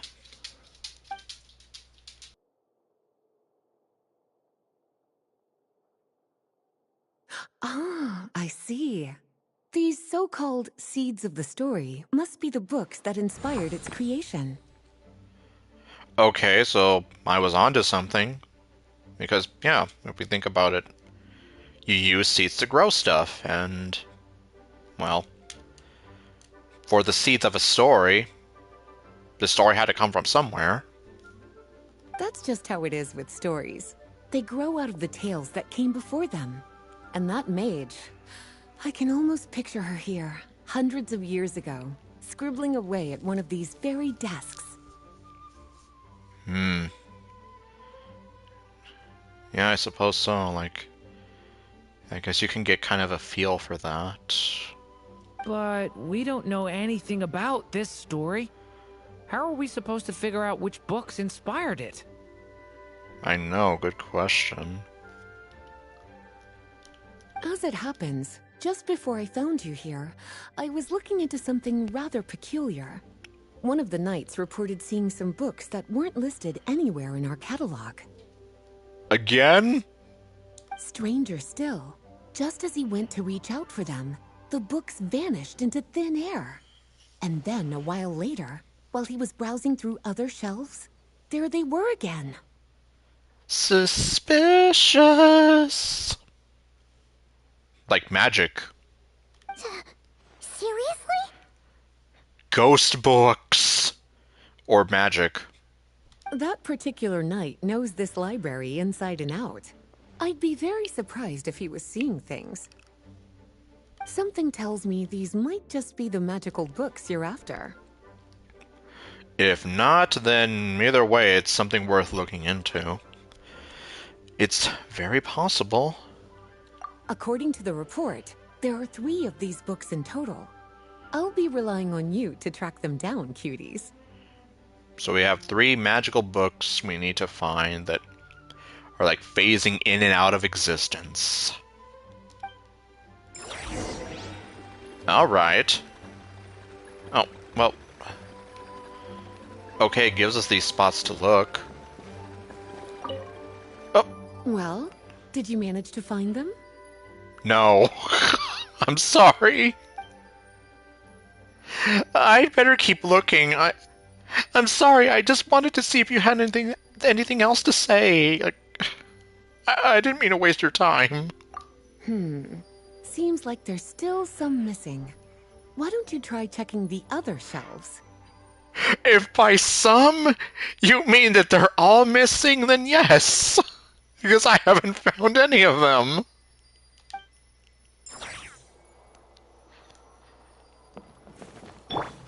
I see everything. Empty head! Alright, in any case. Experiment log number blank. An experiment log? Looks like part of the title's been erased. Yes. There's something seriously suspicious about this book. Suspicious! Man, I think, well, what am I trying to say? I don't remember how many times I've had to do that in a row. Like, what's the most I've had to, but... Well... Oh, well... Okay, so we're just gonna be looking through... I don't know how many bookcases here, but... The Boar Princess, why does that sound familiar? Let's hang on to this one for now. Could be one of the ones we're looking for. Or maybe I'm remembering wrong, but either way, sure, let's take it. It's one of M's, after all. Is it really? Well, then, if it literally was one of hers, then it has to be something special. Okay, what about this one? Second strongest spell in existence. Do I want to know what happened to the first one? Second strongest spell in existence. Do not show Klee. Do not show Klee. Oh my...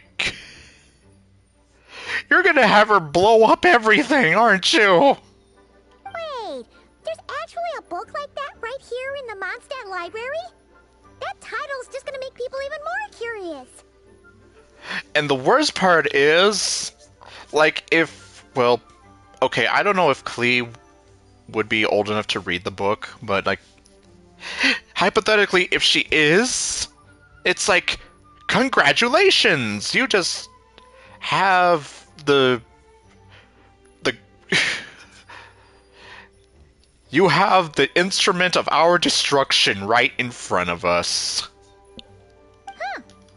There's definitely something fishy about this one. I almost feel like we're better off just taking this. Taking this, and hopefully Mondstadt and Teyvat will thank us later. And now it's daytime, and Jumpty Dumpty Treasure Trove. Oh, wait! Did Klee write this one? Should this even be here? Okay, so apparently Klee can write her own books. We better show it to Lisa. Probably. Okay, yeah, and it looks like we still have a few more to go. Oh, the official dictionary.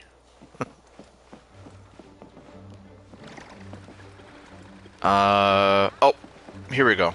I was like, isn't there anything else, though? Well,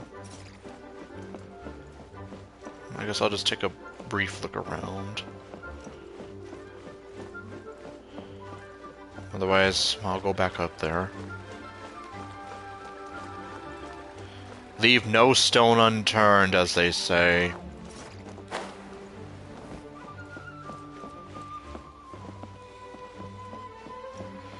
Yeah, I'm guessing it is just the one floor. Yeah, it is just that one floor. So, oops. Yes, because I don't want to use the stairs. But I will have to use these stairs.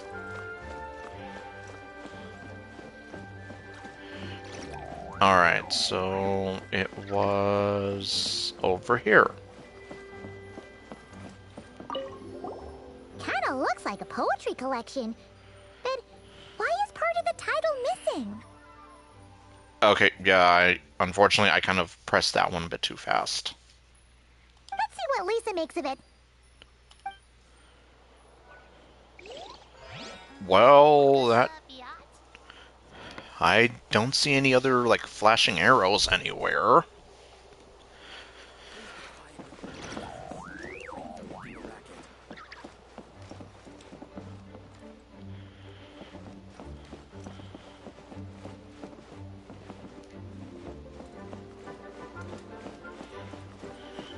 Yeah, so I guess if there's nothing else, the only other thing I can think of is just go talk to Lisa and see what happens.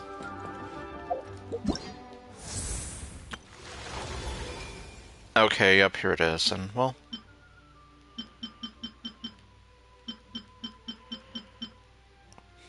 Okay, well... Mona does have something here. But, well... I guess I'll be the judge of it myself if I see if official. If Mona is getting, like, the short end of the deal here. And, well... Yeah, obviously I don't have Klee, Albedo, and... Durin, I can try to get, but I'm still just here like... Ugh. With Columbina coming up eventually, I'm just like... Ah. Huh.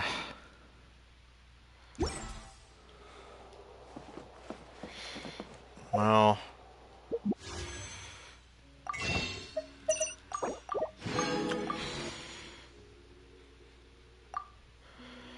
Let me actually just see real quick.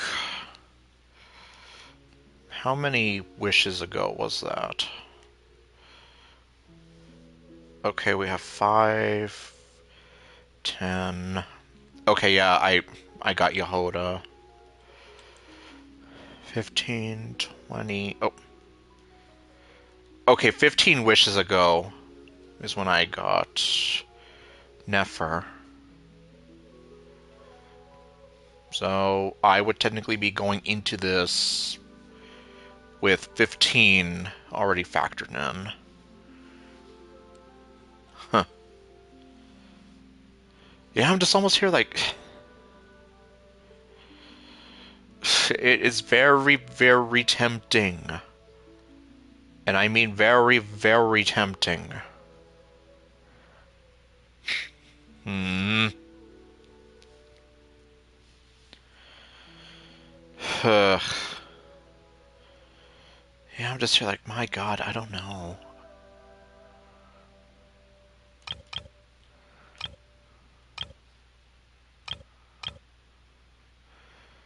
I mean, I guess on a technicality, I still have 10 days to think it over, but I am just here like, God, what did I do? I mean, at the same time, we're at the first half of 6.2, so...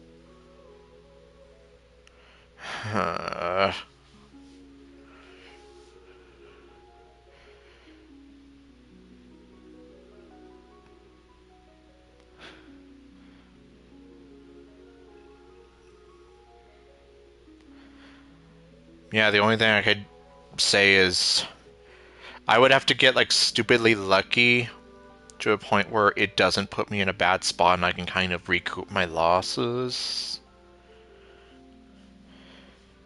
Because, yeah, and unfortunately, they have quite a bit of heavy hitters coming out soon. Like, obviously, I know Varka's eventually going to become playable. Columbina being the obvious one. Sandrone. Alice.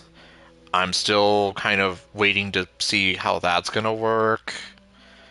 Like, goddamn, man. And not to mention, I don't know if, like, if they're gonna rerun Enefa, Flynn's. Okay, well, Lauma and Nefer, I don't have to worry about them. So, Yeah, I have no idea. Just because I guess the curiosity is gonna kill me. Let's see. Let's see what happens.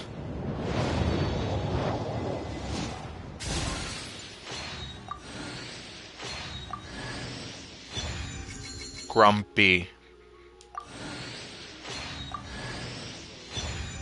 Okay, I got another Yehoda.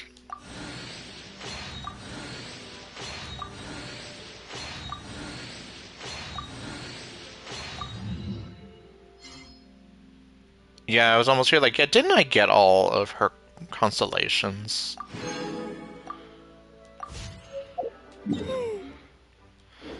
Oops. No, not that. Not that.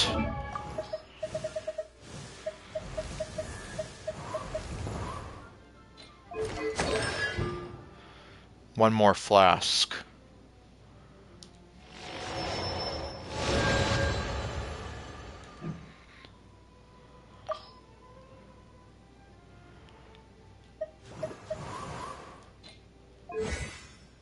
Oh. Ah. Okay.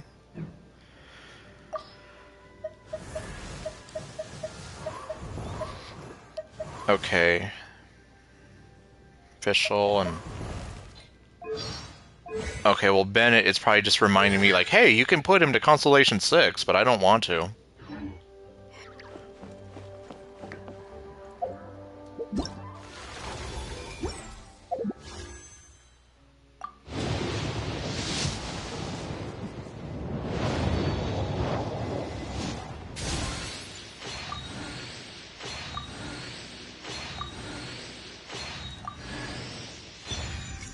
Okay, Sacrificial Greatsword. Sure. Better than a sharp stick in the eye.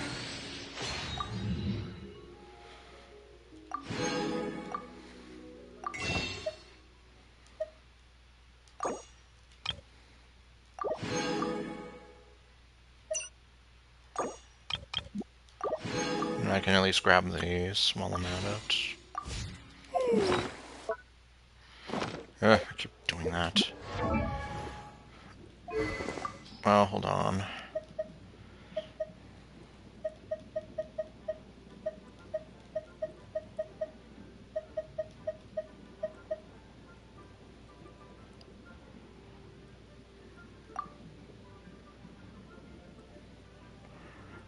Okay. Yeah, I was here like, yeah, don't I have Sea Lice, Thrilling Tales already maxed out? And our survey says yes, and it looks like those are actually taken care of.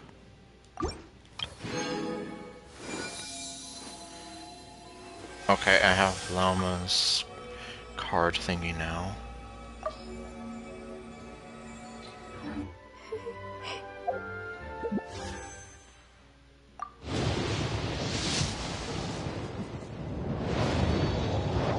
Okay, so I guess this is 30 wishes so far.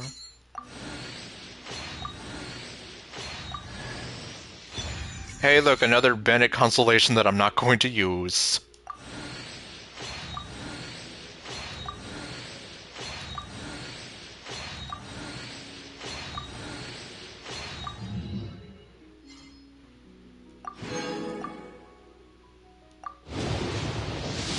$40.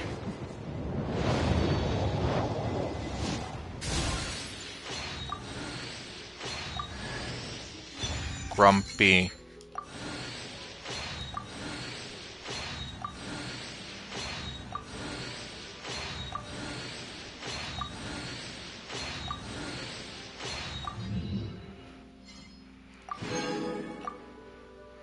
Okay, I can do that again. Just by 2. Uh...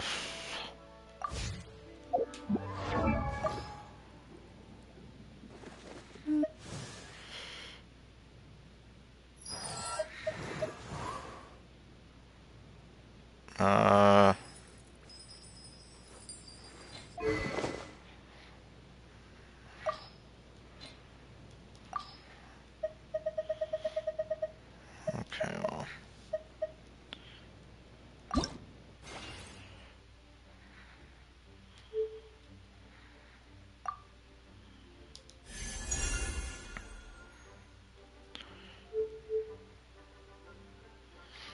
Okay, that one is...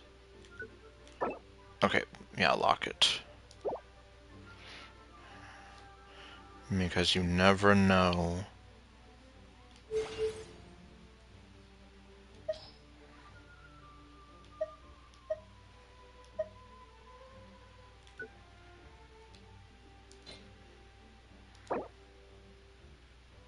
Oh, oh, okay, don't do that then.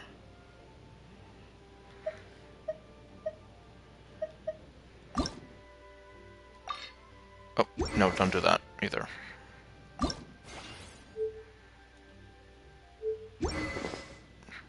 Okay, never mind. Oh, oh, great. Okay, don't panic.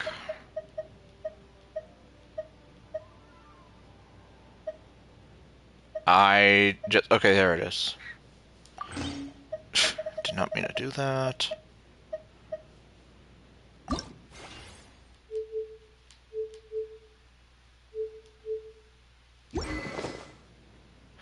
Oh, yeah, I'm not even looking at these.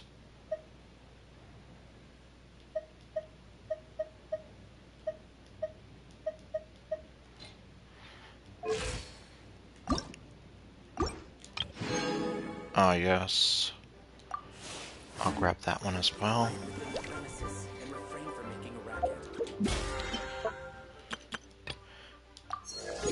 Okay, make a total of 50 wishes. Okay, and just 50 wishes.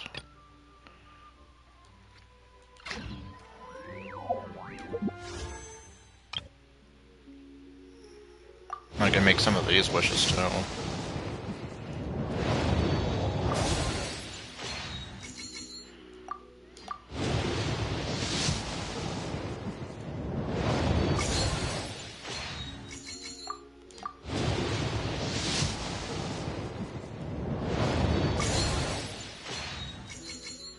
So far, useless! All of you!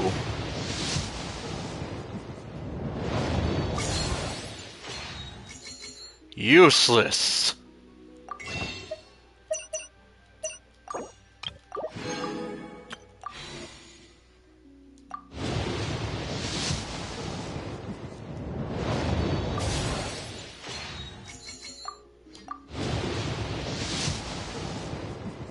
Oh, not useless? Not useless. Even though I don't really have anyone to give that to.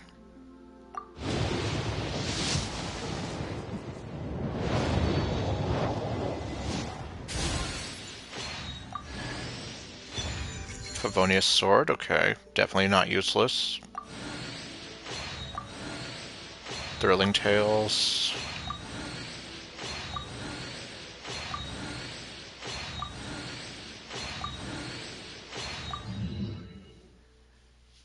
Okay. So I guess that's 50 wishes sunk into it. Although... Okay, let's see if...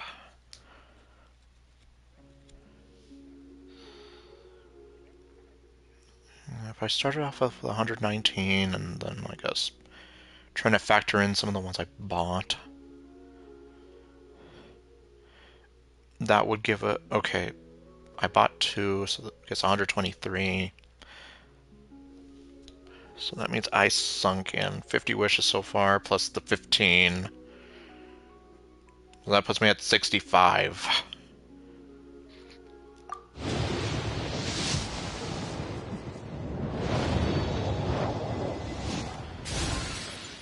And then I guess this will put me at 75. Grumpy.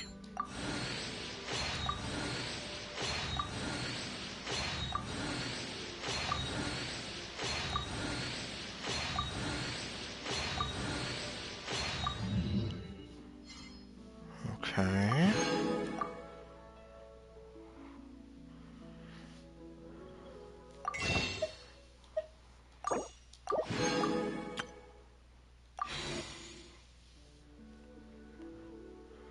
Okay, so 124. That's 60 wishes, plus the 15. 75.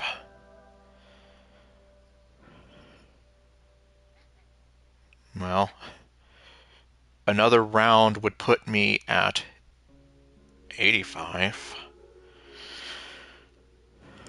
In reach of soft pity. I guess YOLO. Oh, jeez. Okay, it's happening.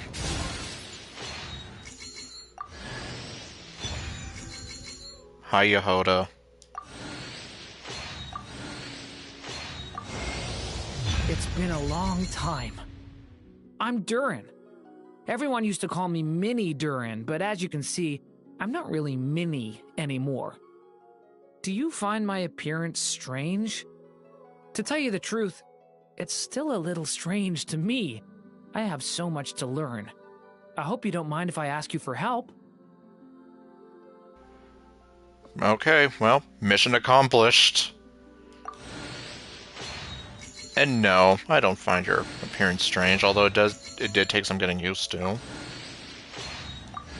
Because, yeah, I was used to Mini Durin, with his smallish, cute appearance and smallish, cute voice.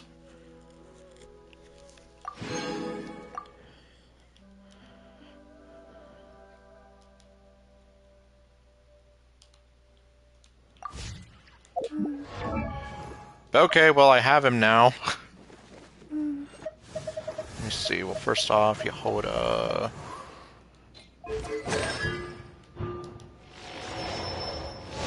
Okay, that gives me Constellation 2.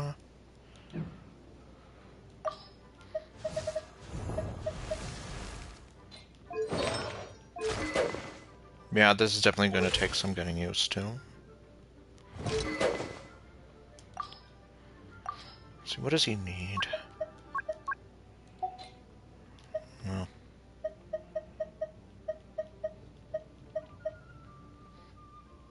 Oh, Finale of the Deep. Calamity of Issue. Ironically, this matches his color scheme, almost. That thing that I'm not even going to try to pronounce. Oh, okay, yeah, that belongs to Ayaka, and this belongs to Kuching. The Black Sword. It's a Sword of Dissension. I might have to actually look into, okay, yeah, how are you supposed to build Durin? Oh yeah, I don't think I did that for Layla. I never did anything for Layla there.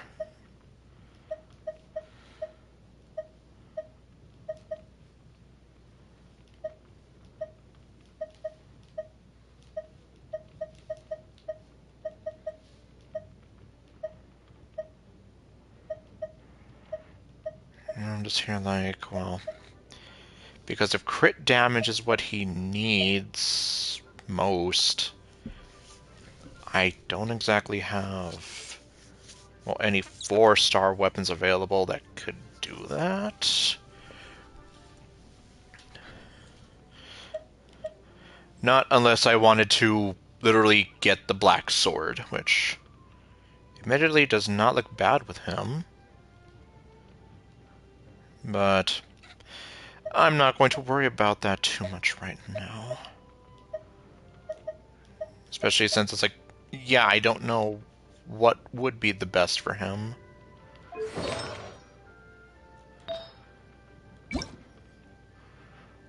Let's see. Crimson Witch of Flames, Noblesse Oblige, Emblem of Severed Fate. Okay, another one where I'm gonna have to, like, look into. Okay, so Durin, I'm probably just going to leave him alone for now. But at least I have him, so hopefully no YOLO. And then, well, I guess not to mention, I failed to get Mawika the first time around, but thank God I was able to get her the second time around. Otherwise, then I would have raged. I would have been heartbroken. Alright. My curiosity has been satisfied, so... Lisa?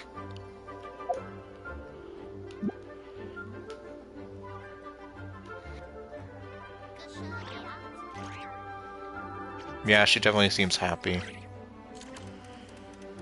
But yeah, I'm just... like, it's just great to be able to hear their voices again. Because, yeah, it's like some of these characters... You lose so much if you can't hear them. Respect must be given to the will of every creature. Each fish in the ocean swims in its own direction. And I think characters like Ito and Fischl suffered the worst of it all. Like, you literally lose so much of their characters if you can't hear them. Well, did you manage to find them? Well, I found some. Okay, let's see. Okay, there's 6 in all. Or, nope. There's 5 in all, and I'd better keep looking. Okay, I guess let's head on down the line. Huh. This book definitely doesn't belong here. Okay, good to know. Yeah, we can tell just from reading the title. Yeah, it's literally an experiment log. Yeah, the library is the last place it would belong in. It belongs in a lab or something. Albedo was the one who brought it in. He suggested I place it on the restricted list and keep it sealed away. Oh, okay. Oh, so that's why it's here. Why? He said it's full of forbidden alchemical formulas, some of which could even result in the creation of dangerous monsters. And you have that because... Well... Okay, yeah, that definitely makes sense why you'd want to keep it out of prying eyes. Or keep it away from prying eyes, rather. Apparently, the danger it posed was so great, he didn't even feel like it was safe to carry around or keep it in his workshop. Because, yeah, again, prying eyes. Really? Definitely sounds like it shouldn't be here then. Yeah, it's like... This is something that should be... I don't even know, like... If you take it and hide it, it's like... like, you're always going to run the risk of like, okay, yeah, what if someone finds it? Still, if that maid read this book too, it must have been written a lot earlier than I'd imagined. That is true. Well, did you manage to find them? Okay, the second strongest spell in existence. Don't show Klee. Truly extraordinary. And certainly not the kind of thing that should be just lying around. In fact, Miss Alice gave strict instructions about it. You mean don't show Klee? So, it's some kind of book of spells? Paimon's guessing magic this powerful should be kept a secret. From Klee? It's true. This book does contain one of Miss Alice's spells. But honestly, virtually no one could actually pull it off, even if they tried. What does it do? The only reason it's even meant to be in the restricted section is because we can't let Klee get her hands on it. After Klee was born, Miss Alice advised us to seal it away. She even added that little subtitle herself. Yep, don't show Klee. So, it's to keep it away from Klee, huh? Does that mean she could use it to cause even more mayhem than she already does with Jumpy Dumpty? And then... the world will burn! No, that's not it. As Miss Alice herself put it, letting Klee see it too early would spoil the surprise. Okay... Is the surprise going to be total mayhem and the world burning? Well, did you manage to find them? Now we'll never know.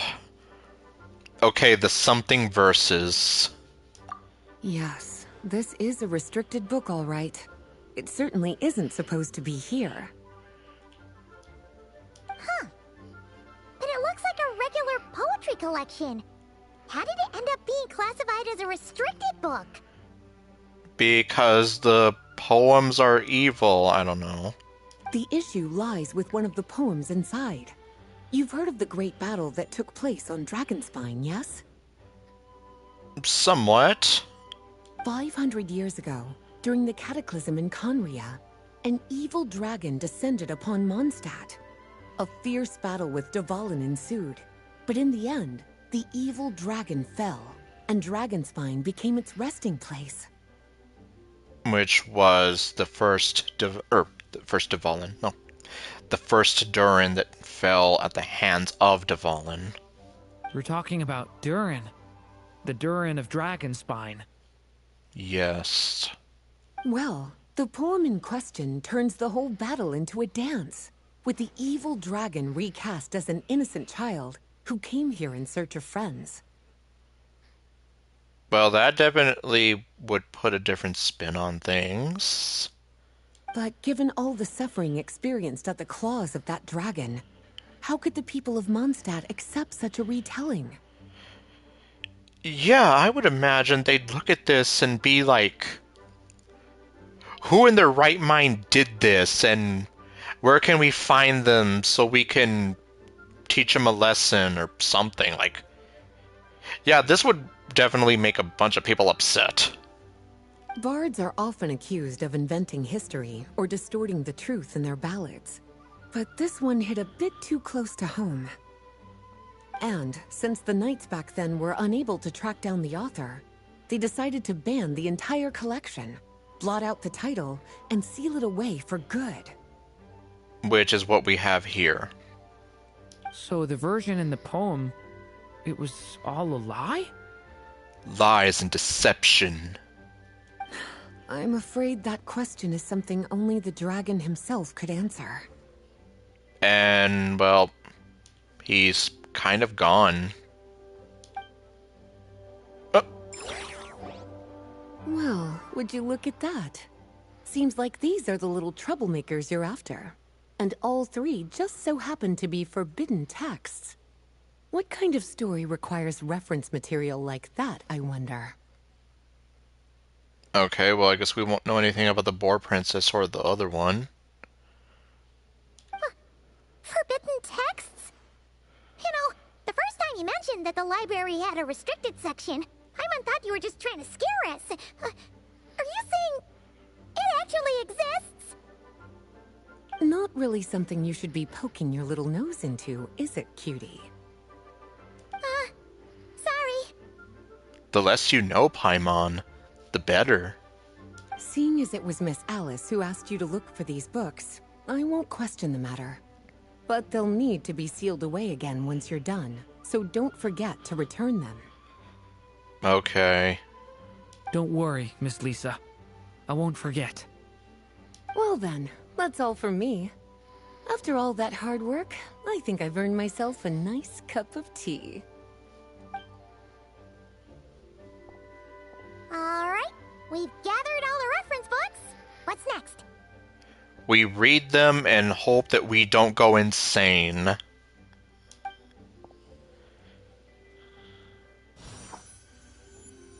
Wait, look!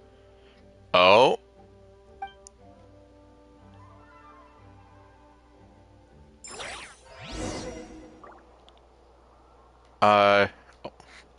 Yeah, no, don't do that. It's like, we're not going to look at the official dictionary. The books, they're floating!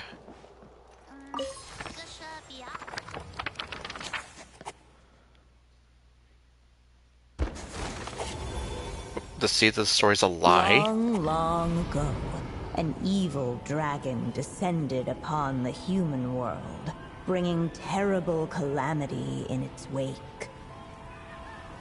Bravely did the people resist, until at last, the dragon lay slain. Later, a witch with a love for stories came upon the tale of the evil dragon, and for reasons she could not explain, felt a pang of sorrow on its behalf. For she knew, despite its body being born of wicked alchemy, all along, the dragon's soul was that of an innocent child. Right up to the moment of its death, it had no choice in becoming a vessel of calamity, nor could it fathom the cruel fate that lay before it. Though the witch had a love of stories, she was not pleased with how this one ended. No, that won't do, she thought. I'll write you a better ending instead. And so she set off to do just that, borrowing a little magic from her friend. With it, she wove a dragon's egg, resolving to rear a dragon child of her own. Yet long in thought she lingered, wondering what kind of world her little dragon ought to behold upon waking.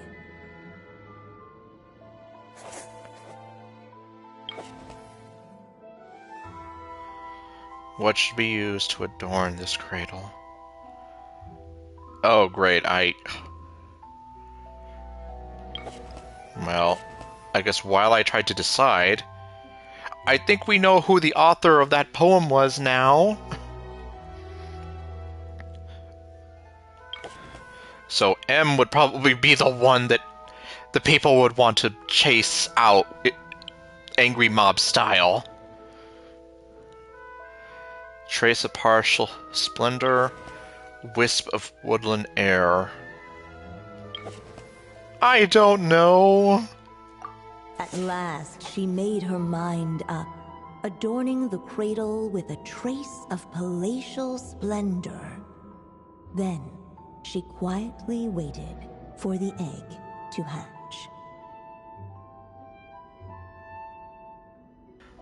Okay, palatial splendor. I read that as partial splendor. Okay, my mistake. Whoa! We're actually inside the story! The book just became a play, and we're part of it. This must be Aunt Alice's magic. Oh, and who do we have here? That was the opening we just heard, right? Sounds like the story is about Durin. Dragonspine Durin. Yeah. A story about me? Well, okay, I guess correction. It starts with Dragonspine Durin, but then it goes into the birth of this Durin. Why don't we just see where the story takes us? All we know is the beginning at this point. Yeah. Okay. And now a golden-haired traveler, a silvery sprite, and a dragon-born youth step onto the stage. What new chapter will their arrival bring? We are really part of the story now. And okay, a silvery sprite. Are you okay with that, Paimon? Because seriously, nobody knows what the heck you are, and you get angry when people call you a fairy and whatever else they call you. Whoa! That came out of nowhere. Was that the same voice we heard just now? Sounds like this story even has its own narrator. Yeah. But why does it sound so familiar? I've missed this. It's just like the stories my mother used to tell me. You mean... M?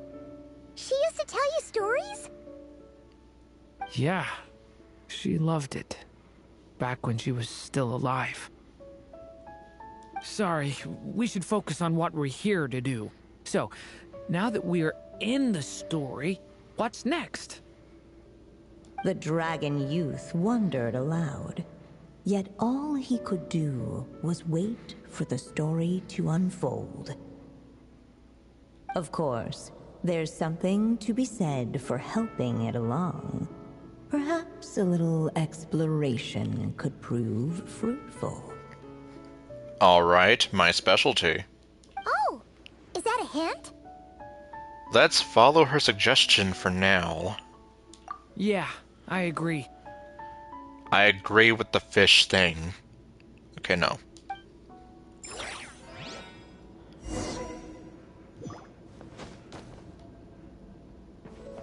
Hello. I'm not stepping on your work, am I? Talk to Lisa? Why do I have to talk to her?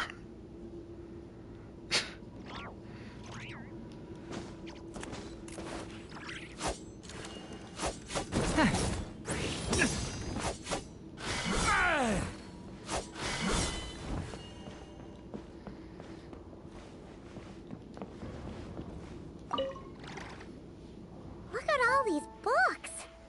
Guessing the witch did a lot of reading while she was waiting for the egg to hatch.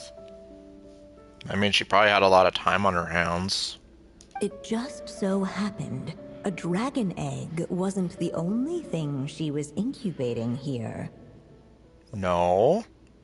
What else were you keeping? Where else might a story be born, if not among books? Okay, now we're getting somewhere. So she was technically incubating both an egg and a story in the making. Oh. That definitely makes some sense.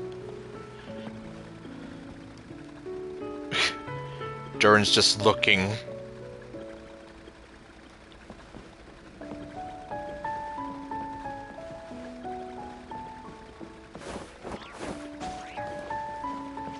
Okay, I feel like going up there should be the last thing we do. I want to leave. Okay. And we cannot climb on anything. We can jump on stuff. That much is obvious. After I did this. I can jump on the sofa. And then... Okay, well I guess this is the only thing we have. This Dodoko doll is meant to be the witch in the story, right? Wait a second. All the people we've seen that look like that turned out to be mages from the Hexen Circle. Do you think the witch in this story is one of them too? I kind of figured as much. My mother had a hat just like this. So this was M. And the witch must be M. Looks like this story really is about Durin, huh? Yep. Thanks for... Well, okay, I said it, but then Paimon also said it too, so I'm just... Whether the sprite spoke true or not, it had little bearing on the story at hand. So in other words, pay no attention to the Dodoko doll at the desk. For in that moment, what mattered most was not that she was a witch, but a mother waiting for her child to hatch. Let's keep looking. Alright. Well, looks like that's everything in this area. Now I guess we can come over here. The obvious thing to look at would be the egg. I just want to see, like, is there literally anything else? Nope. Okay, and nothing happens if I get close to it.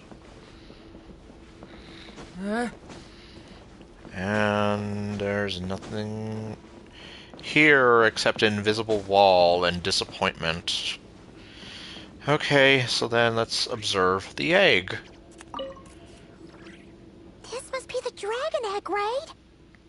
Looks like it's gonna hatch any moment now. So we've got a dragon egg about to hatch, a witch who loves stories, and that evil dragon we heard about at the beginning. Yep, it all adds up. This is my story, isn't it? Sure looks like it. Okay, so how are we supposed to help the story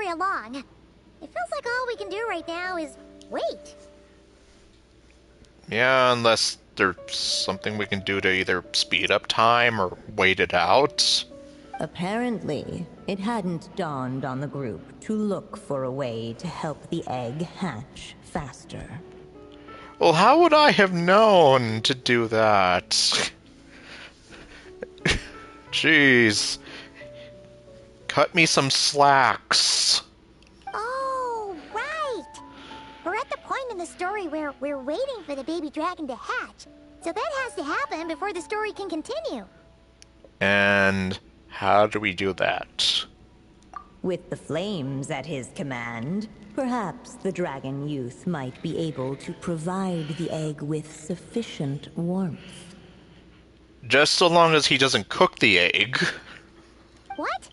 You want us to roast the dragon egg? Alright, rev up those fryers! Okay, no. The silvery sprite's surprise betrayed her lack of reading. For in countless tales it is told that only by fire's embrace will a dragon's egg hatch swiftly. Okay, well, that was actually something I did not know. So, okay, we're not going to roast the egg. Technically, we just have to make it all nice and toasty enough for it to hatch. But there will be no roasting whatsoever. Unless we're roasting Paimon for always pointing out the obvious, or just being obsessed with food.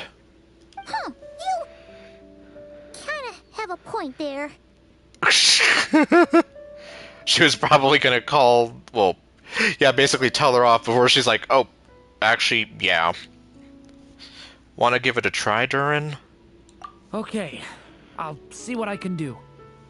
Alright. Okay. After Durin releases his elemental skull binary form, convergence, and division, both his elemental skill, and normal attack will be converted into special forms. Casting the special elemental skill, transmutation, confirmation of purity will turn his next elemental burst into principle of purity as the light shifts, manifesting his power in the form of Dragon of White Flame. Man. Casting the special normal attack transmutation Denial of Darkness will turn his next elemental burst into Principle of Darkness as the stars smolder, manifesting his power in the form of Dragon of Dark Decay. Oh.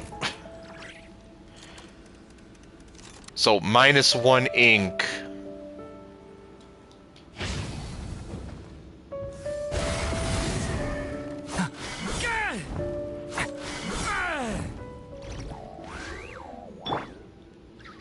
Okay. And it looks like Lumine still does not have the voice lines for that. I wonder when they're going to implement that.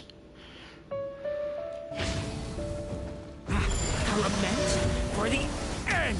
Clearly, both the golden-haired traveler and the dragon youth were eagerly awaiting the little dragon's birth, though perhaps their longing burned a little too brightly. Still, such fiery anticipation might itself become a blessing. Okay. I want to savor every scene. At last, under the witch's expectant gaze, the little dragon broke free from its shell. It's a boy! Okay. Yeah, I'm not helping, I know. No living being has ever decided the moment of its birth. You were no exception, my child. I brought you into being because I willed it so, just like the witch who created that evil dragon. But I promise you this, your birth was wanted. You are loved, and you will have a different fate than the dragon that came before you. You've never told me those things before, but for some reason, I always knew. Thank you for bringing me into this world.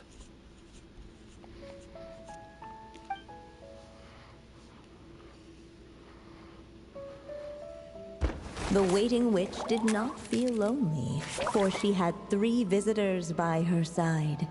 Together, they beheld the hatchling's first breath of life. Holding her dragon child close, the witch promised him a life unlike that of the evil dragon. And so, nestled in his mother's warm embrace, did the little dragon's story begin. I was gonna say the Dodoko versions of Durin, Lumine, and Paimon actually look kind of cute. But okay. I guess let us play, play through.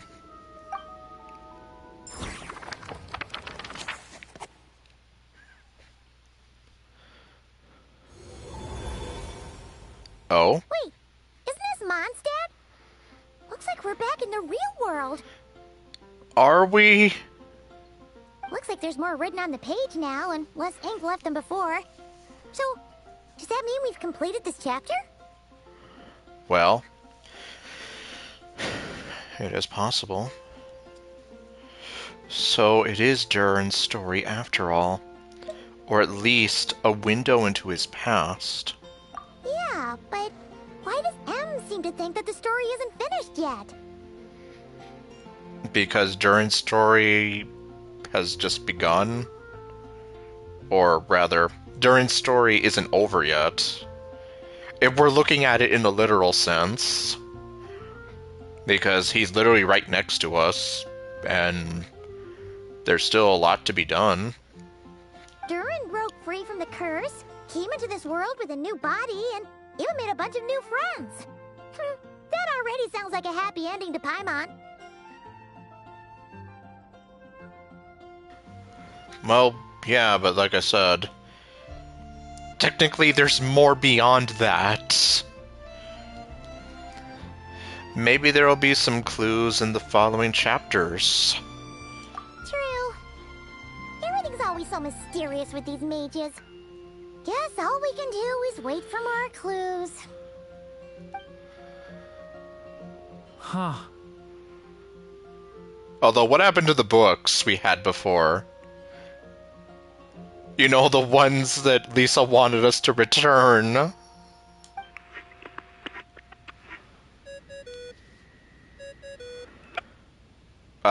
Who's calling us? Is this thing on? All right, that should do it. Of course, it's Alice. Hey! That's Alice's voice! Yes. Hello there, children. If you're hearing this, you've stumbled upon the little recording I left for you. I thought you could use a few hints about how the book works. You're only now giving this to us? By now, I'm guessing you've already begun to leave your mark on the story. You should know, however, that the book needs time to absorb the ink, so the next chapter's clues won't show up right away. So we literally need to wait a while. Wait, so even magic ink needs time to dry? I mean... Well, I guess even in the future nothing works. Even though, yeah, we're... Ironically, I was talking about it with Nightmare Ninja before, but I was like... You know, considering, like, Mondstadt and even Leeway, to an extent, like... I thought we were here in, like, the Middle Ages or something. And yet... Not so much. Especially if you consider Fontaine literally just blows all that out of the water. No pun intended. The good news is, you can return to any chapter you've already completed and continue to explore the mystical, magical storybook world you helped create. The wonderful world of somebody. Have fun, dearies. Toodles! Oh, man. Paimon was so ready to knock this out in one go. Well, speak for yourself, Paimon. Like, normally I'd be on board with that, but then yeah, it's like 4 in the morning, and I don't think I would be able to knock it out in 5 or in one go. What I was going to say is, I guess now it makes sense why it says that you need to allot like 5 days. So, yeah, I wasn't sure what it meant by that though, because I'm like, what do you mean like 5 days? Why not just tell us like how many hours it could take? But no, this actually might make sense now. We need to let some time go by. Maybe it's for the best. Sooner or later, we'll end up being whisked off to another world again, and if that happens, who knows when we'll be able to come back. Yes, or on the alternative side of things, who knows how long it'll take before I can take a break. So it might be good to take a break while we can. Yes, listen to Durin. He knows what he's talking about here. I agree with you completely. A break. Yes. Guess now's as good a time as any. Yeah! Paimon has a sudden craving for the good hunter's sticky honey roast. And we happen to be in Mondstadt, so... How how convenient. That's what I meant to say. I think I was going to say what a coincidence, and I just mixed up the sentences. So let's meet up here later. I need to find Miss Lisa to return those books anyway. Okay, yes, you see? So then he's going to return them. Alright, good to know. Okay. Interlude. Wait for the book to reveal hints for the next chapter. And okay, next chapter unlocks in 21 hours. Aunt Alice said we can return to the story world at any time. Yup, and it looks like it gave us the option to. If you feel like checking it out again, just come find me. Will you just be here?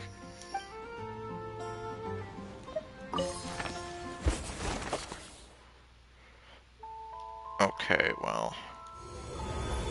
not right now. Okay.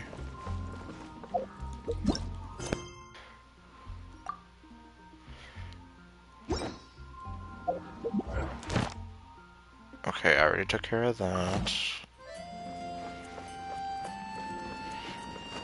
But yeah, I guess now it makes sense, so... that's why it says, like, exactly just to give yourself about 5 days. Meaning, well...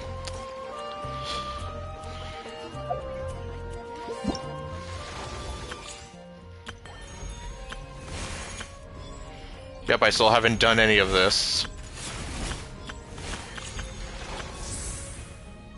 Let me see. 31 days. Huh.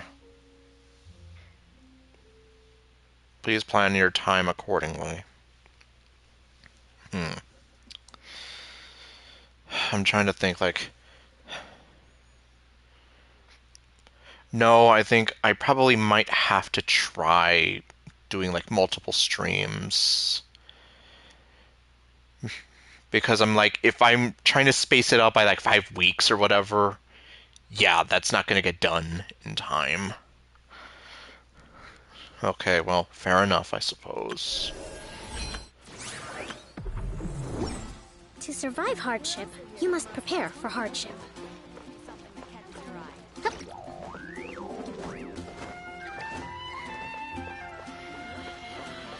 Well, I'm kind of at a loss. I was ready to try to see if I could knock out as much of it as I could, but... well, it looks like it doesn't quite work that way.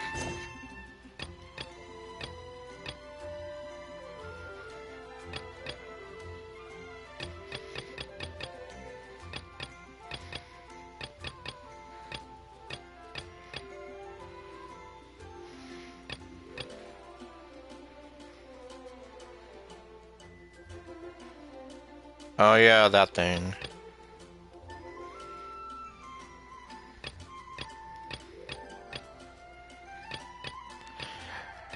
I still need to finish that.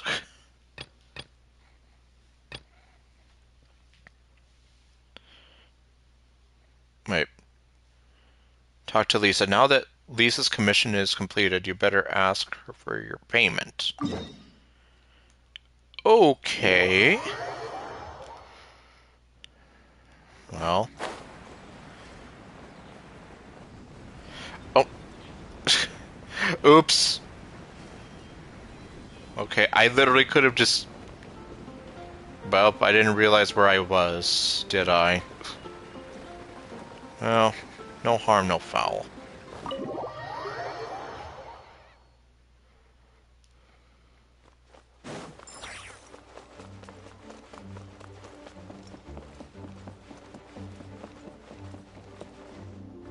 Okay, so I can actually come up here now.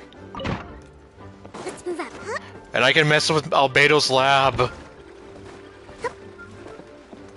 Look at me, I'm inventing the cotton gin. Okay, no.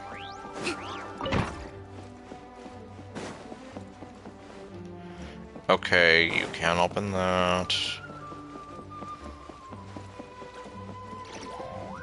Or that. Or that. See, now you're just gonna leave me wondering what the heck is behind all these doors. And then, yeah, you can't go up here.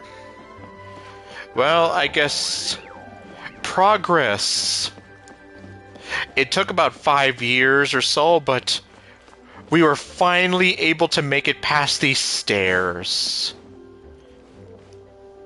And it's permanent, so we don't have to be here like I was originally thinking that, like, oh, great.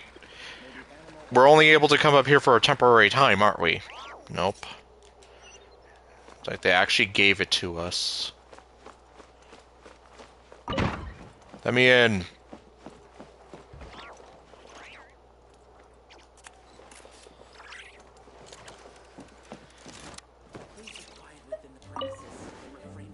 I'm gonna be sitting in your chair. Okay, well. Oh, you finished sorting already? That went much faster than I expected. Lumine first-person view simulator. Now then, what would you like in return, cutie? You freed up my whole afternoon helping me with that. How about we spend it together? Are we going to have another date? Because that's what you're making it sound like. I'd like to be paid. I'd like to ask about these books. I don't want to sound like I'm some kind of... Yeah. Ah, so you noticed too. Such strange names, and even stranger contents. Not to mention, this is the largest library in Northern Tevat, and I didn't recognize a single title on the list. I just don't see how that's possible. Unless it's forbidden knowledge. Well, not literal forbidden knowledge like Sumeru, but... I don't know. Unless... Unless... Actually, we just ran into... Paimon, go to sleep. Trouble, I presume? I think I'll steer clear, if it's all the same to you. Okay, well, good thing Lisa's kind of smart enough to kind of pick up on that. Oh boy, yeah, I'm pretty sure, like... She probably would not want to mess with any of Alice's magic. Besides, if a book exists in this world, then there's a place for them in this library. So you're just going to make a place for them here. It's like, I have them now, so I might as well, you know, permanently add them to the collection. Better for them to remain here than end up in the hands of someone more... suspect. Yes, because I believe in sauce. Well, she's... Okay, yeah, my joking aside, she's right. At least they would be safer in her hands, as opposed to, yeah, someone else finding it and using it for nefarious purposes. Anyway, here's your payment. Thanks again for all the help. Yeah, because I didn't want to just be here like, where's my money?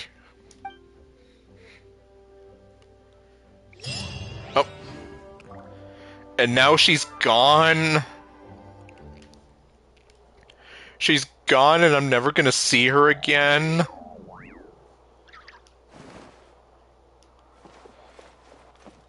Okay, well obviously we know that's not the case here, but it sure is gonna feel like it. Well, either way, at least it was good getting to see and hear her again, though. Let me out.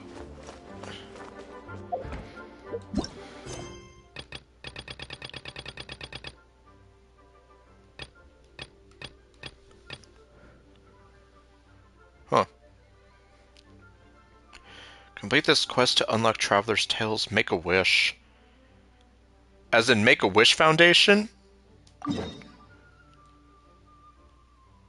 Well... I guess before we do that...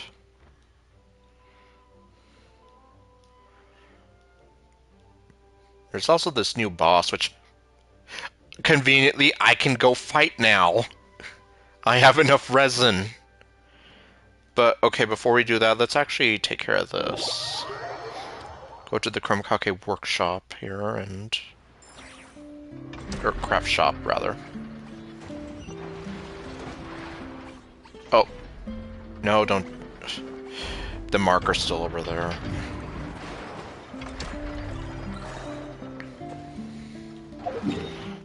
Where are you guys? I'm lost.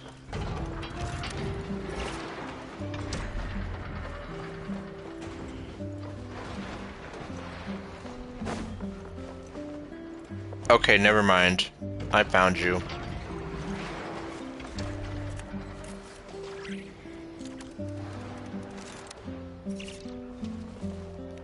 Oops.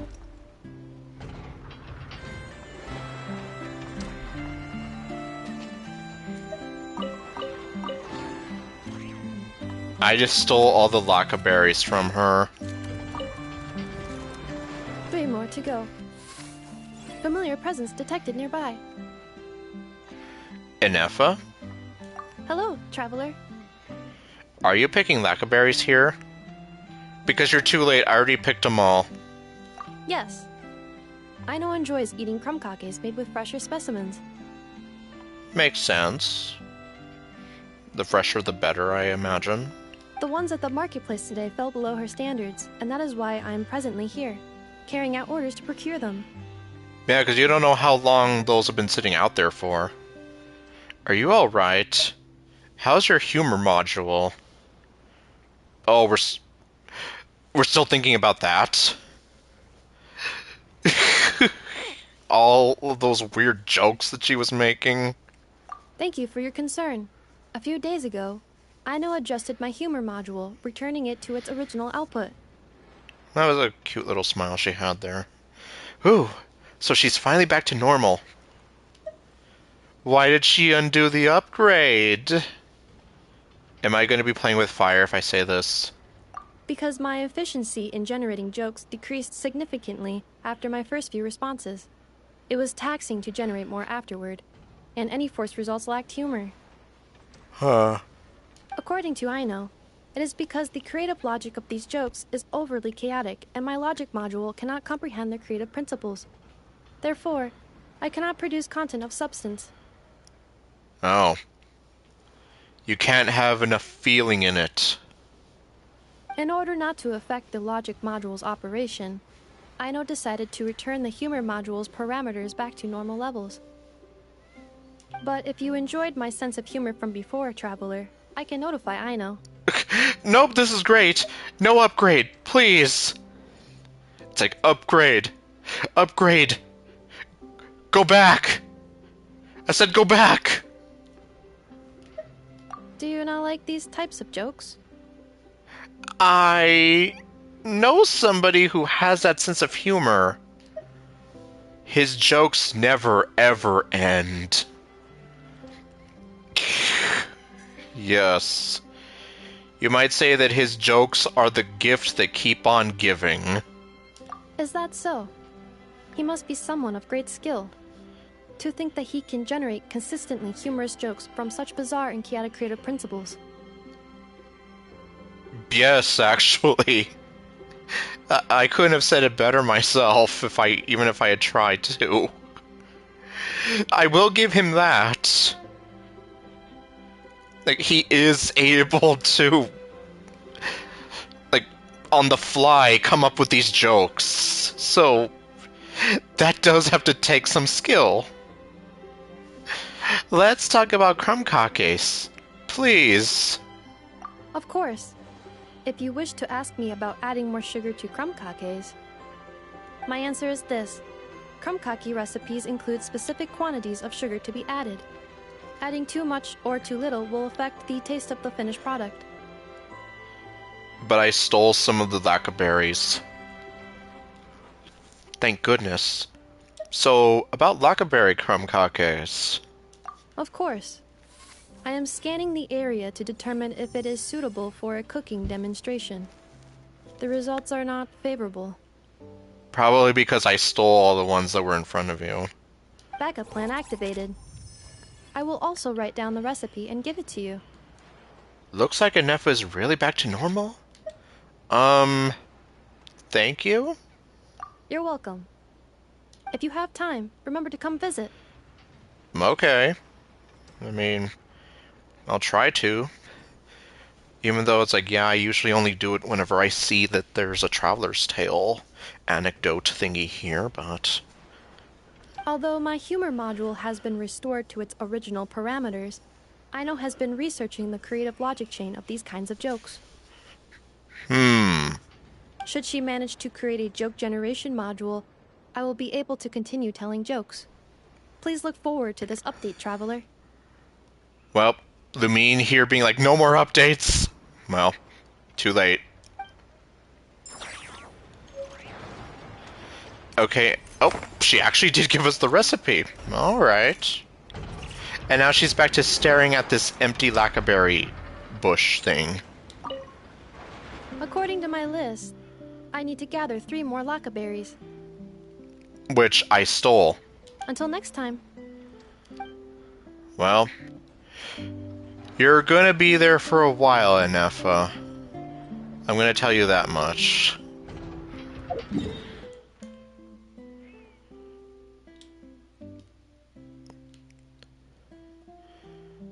Okay, every once in a while I see that Flynn's is there, but it looks like that's not the case.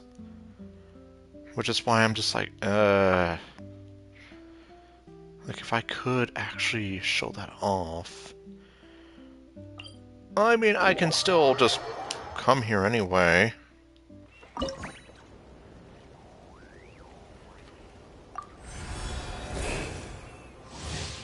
Oh, okay.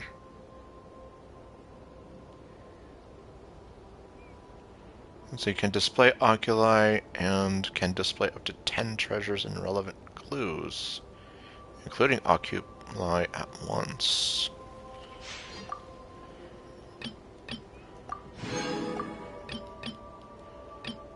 Okay. Let's see, bring the Luna sigils. Okay. And I guess this is the grand prize.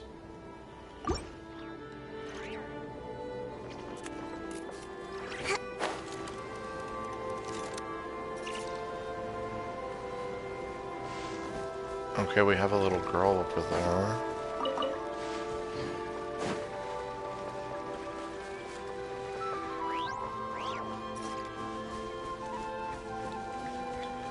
Oh. And now she's gone.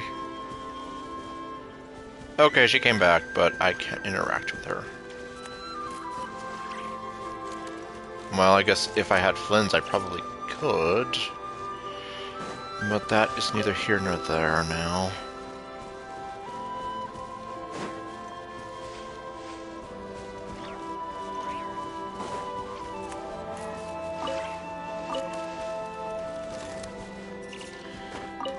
Oh, I got it.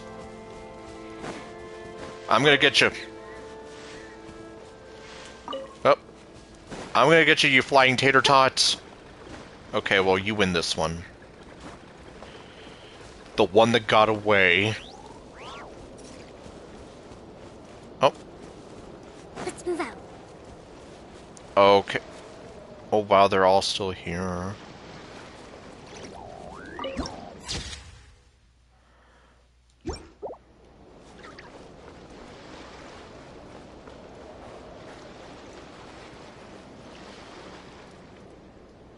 Yep, they're all still here, waiting for their demise.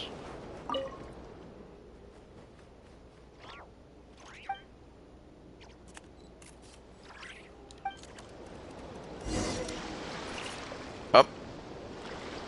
Okay.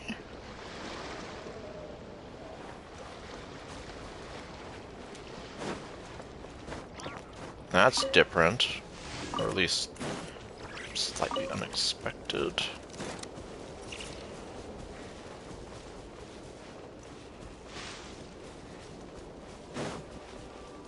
So we're gonna try using the lighthouse. Oh! Oh, he's right here, but... That's interesting, but it doesn't show that he has anything for me. It's like, I'm sorry, I totally did not see you there.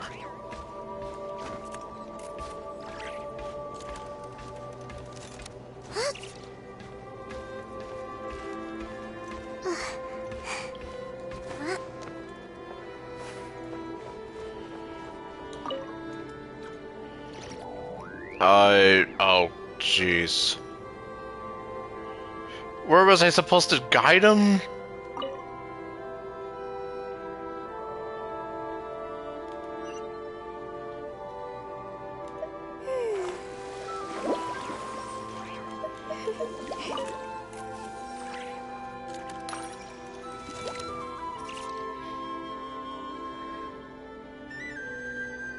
I don't know what I've done.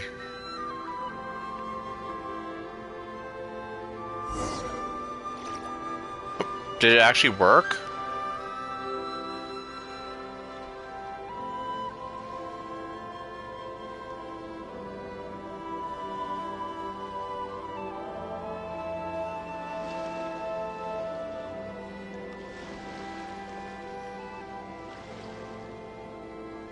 I suppose it did.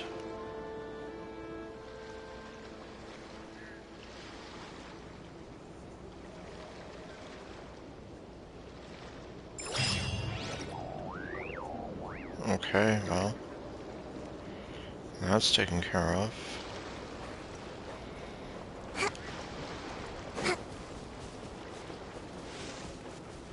And then I guess not to mention just the whole idea of having NPC versions of our playable characters actually out on the overworld. That's something that's relatively new to me, because I'm so used to, well, not having them there. Kind of like Monster Lord once put it. Like, they won't be there unless, for whatever reason, they're specifically programmed to be there. Whether it be for, like, an event, a quest, something. As opposed to, well, you know.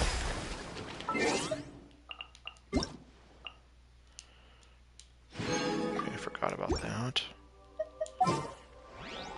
And well, just because I have to.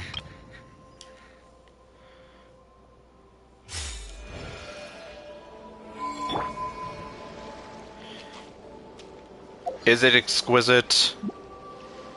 I'm going to say that it's exquisite. Take heart. You toil not in vain. Because we've got to have money. Okay, this time for real.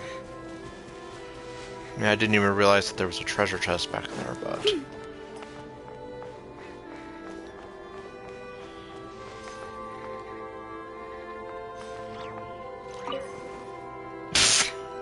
Okay.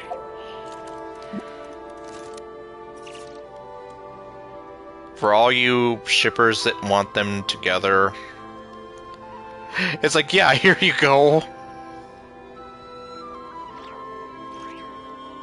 We just have them casually sitting together like this, and yeah, unfortunately, yeah, the camera angle's kind of awkward. It's like we can just only see her from the neck up.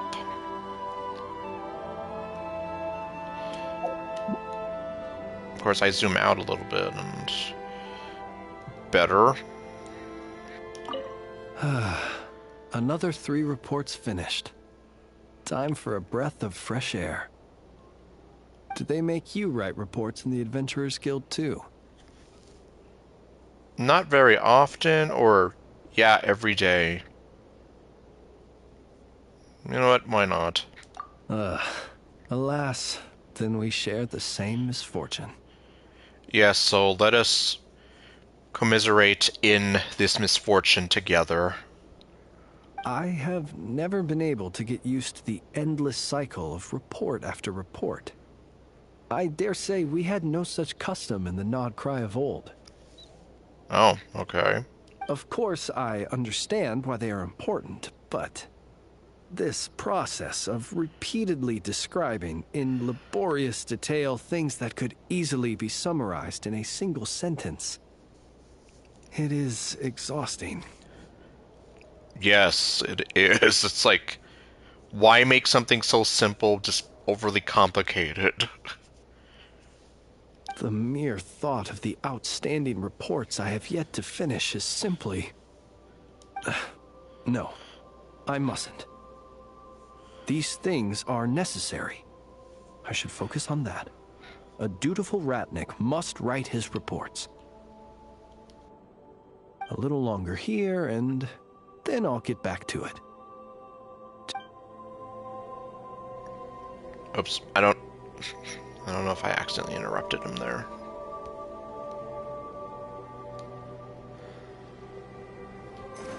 Well, yeah, I guess unfortunately whatever anecdote he might have had for me, we're not getting that here.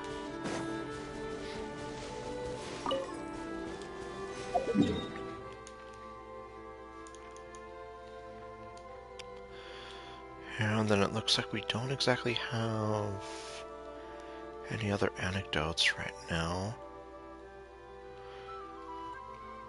Well, in any case, I guess I can try fighting this thing. I know nothing about it, though. I didn't really read too much. So, let's just hope I survive. Okay, finally. Let me see here. Pyro attacks! Oh, great. Well, I don't have that.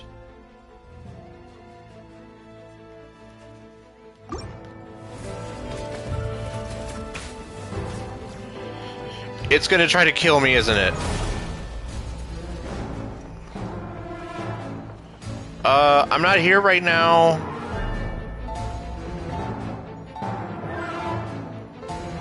I'm really not here right now. Oh! Oh, jeez! I was not expecting that!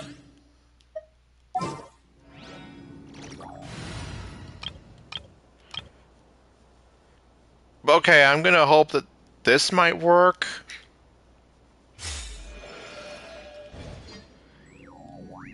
Okay, Llama's antlers shrank. But that was like... Ugh, I wasn't expecting that to work! Okay, well, nice to see you're still here waiting for me. Hold the line! Leave this place. Fulfill our pact! Rev the engines!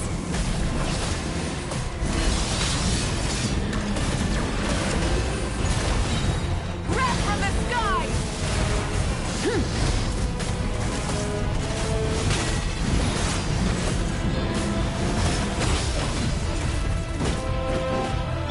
Branch into song for the everlasting current.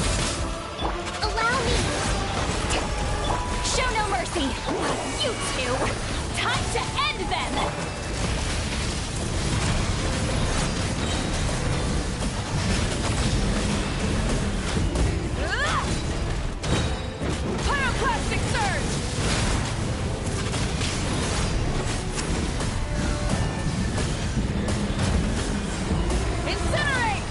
Hold the line! Receive my blessing. Get to work! Suffer the wrath of Eastleaf! Full throttle!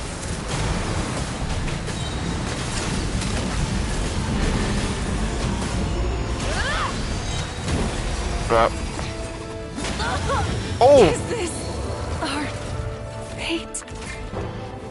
Freaking hell. Okay, well, I don't know what I accidentally used. Lush as the moon, dull the frost moon of old. Fulfill our pact! These Lolline, these Papa, get 'em! Terminus of the deep!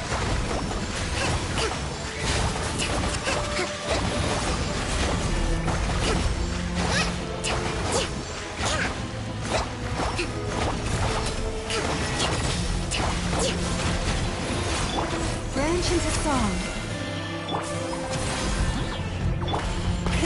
Rev the engine. Man, it's like this thing is, well, I mean, I'm surviving against it, but it was like, it killed my wake up for sure. Incinerate! Lush as the moon.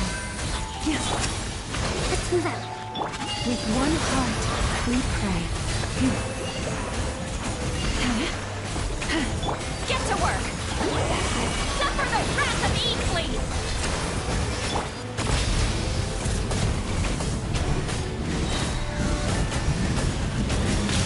Incinerate! Pyroclastic surge! There we go.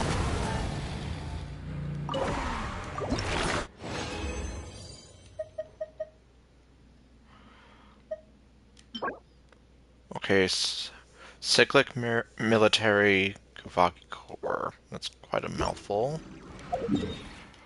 But, okay.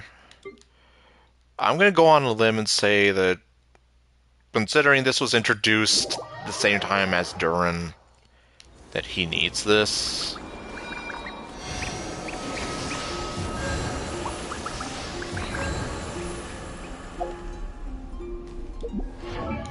Yeah, let me actually look at his ascension materials. Yep. That is indeed what he needs.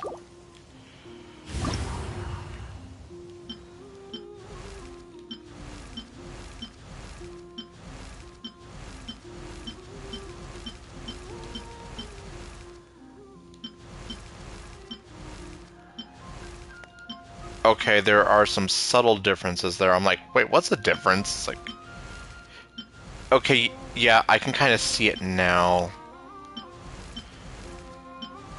Specifically with his horns and the top of his head there, and even the jewel at the center here. Okay.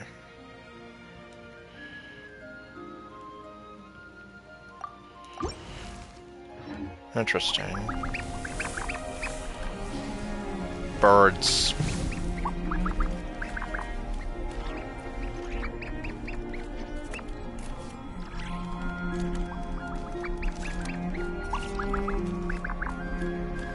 But okay, well, I sort of have an idea of how that boss works now. Sort of.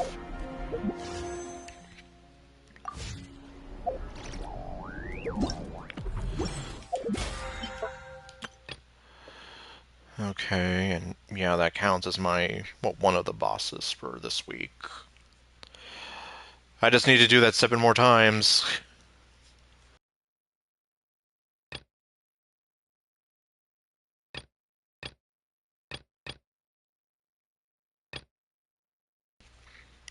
Well, I guess like if I was really desperate, I could just fight whatever bosses and just don't worry about getting the rewards as long as I just defeat them. What time is it? It's almost 5 a.m.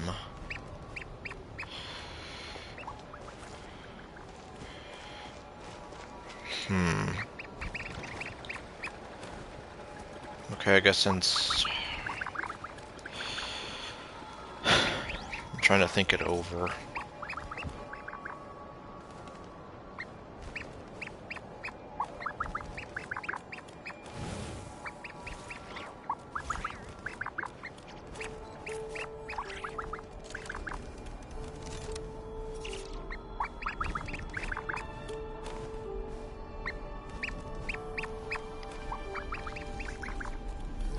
Honestly, I probably might be better off just trying to wind things down, but before we do that,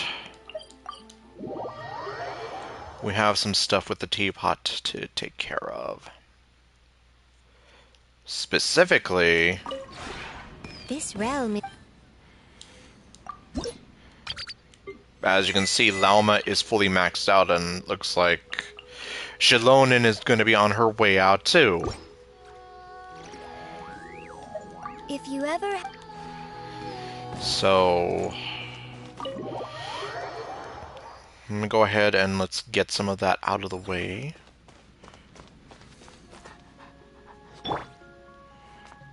A pleasant sight, she says as she stares at herself. What a pleasant place this is. And there's such a nice scent in the breeze. Living here must be wonderful. Thank you, truly, for inviting me to this place. She says just as I'm preparing to kick her out. I don't want to. You all know that I love her, but I have to make room. Oh, I have not talked to her at all. Alright, well then let's head on down the line. How do you like it here? I like it very much. The air is clean, the ventilation is good, and the number of plants around here is just right. I'm sure the animals would love it here. They would say, "We are certain only a kind soul could create a cozy place like this." Aw. The forest in your home gives me the same sort of vibe. Does it now? I'm happy to hear that. Well, I'm glad. I know that in the eyes of many ordinary fellows, the Frost Moon Scions are rather unique. We care more about sense, temperature, and environment than most. Indeed, we are closer to nature and animals than others. But to fashion it another way, this also means that our senses are sharper. Hence, our decision to accept you as a friend is also a sort of proof, shall we say. To seek advantage and avoid harm is the nature of all living things. That we gravitate to you is proof that you are someone who makes others feel very safe. How very poetic. And that's something very important. Please, never forget it. I'll do my best. And I mean it. Like, I do try my best to remember stuff, but God, I swear I end up forgetting things a lot these days. What a pleasant place this is. Thank you, truly, for inviting me to this place.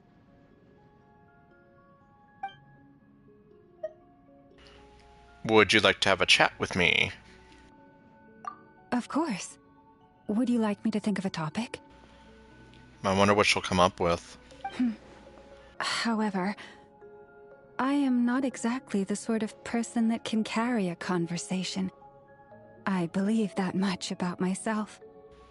Well, at least you're willing to admit your shortcomings. Hardly. You're very good at talking to others, Llama. It's alright. I'm not much of a talker either. Yes, because we have Paimon do all the talking for us. Oh, hardly. I've seen the way you talk to others. You're doing just fine. What do you mean? The way she talks to others is literally like what she's doing now. Just staring at you and not doing anything of the sorts. Although Paimon often speaks in your stead, I find your words often fascinating. I've been paying special attention to them, you know.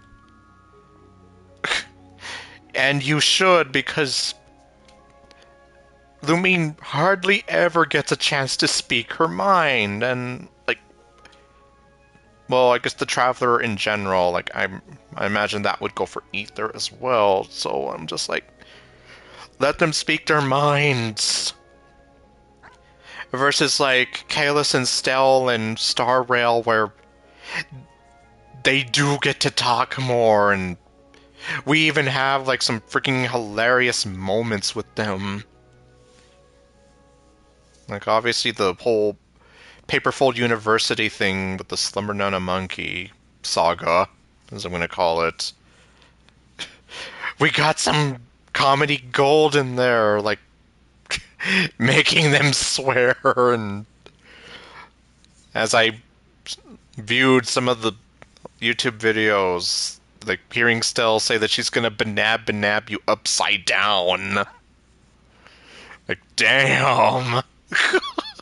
Like, she really sounds like she's gonna, like, mess with you, as opposed to Kalis, where he sounds kind of like a dork when he says that he's gonna banab you upside down.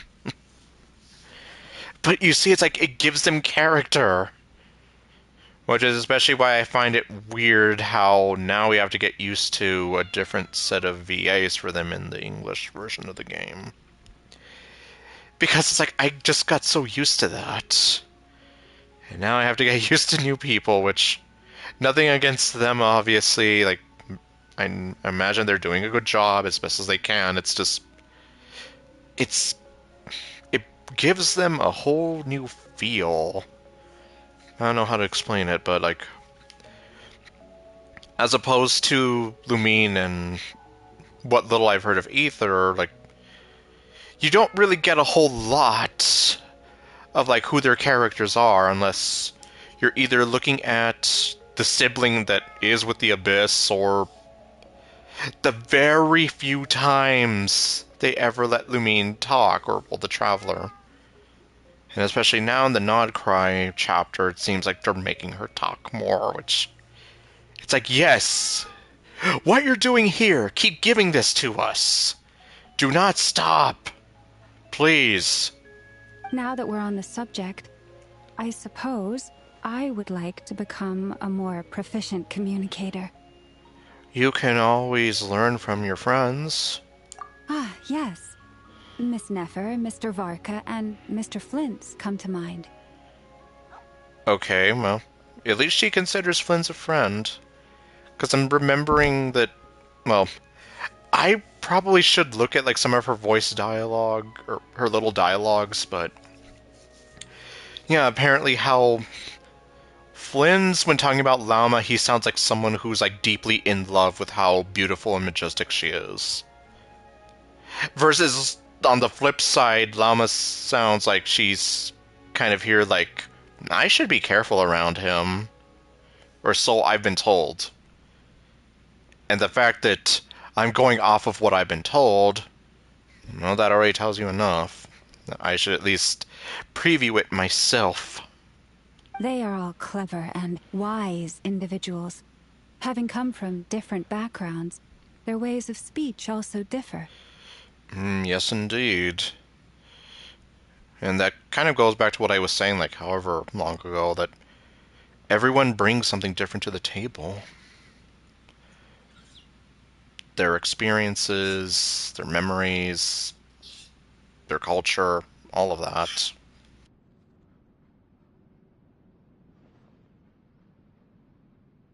Meeting them has shown me the extent of my abilities.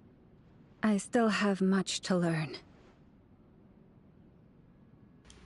But maybe there's a lot that they can learn from you in return. You're right. I suppose there might be. Yeah, like, I think everyone can kind of benefit from, learning from each other. Like I said, share those experiences, your culture, your words, your values. At least, in terms of communicating with animals, I know I definitely have the upper hand. That you do.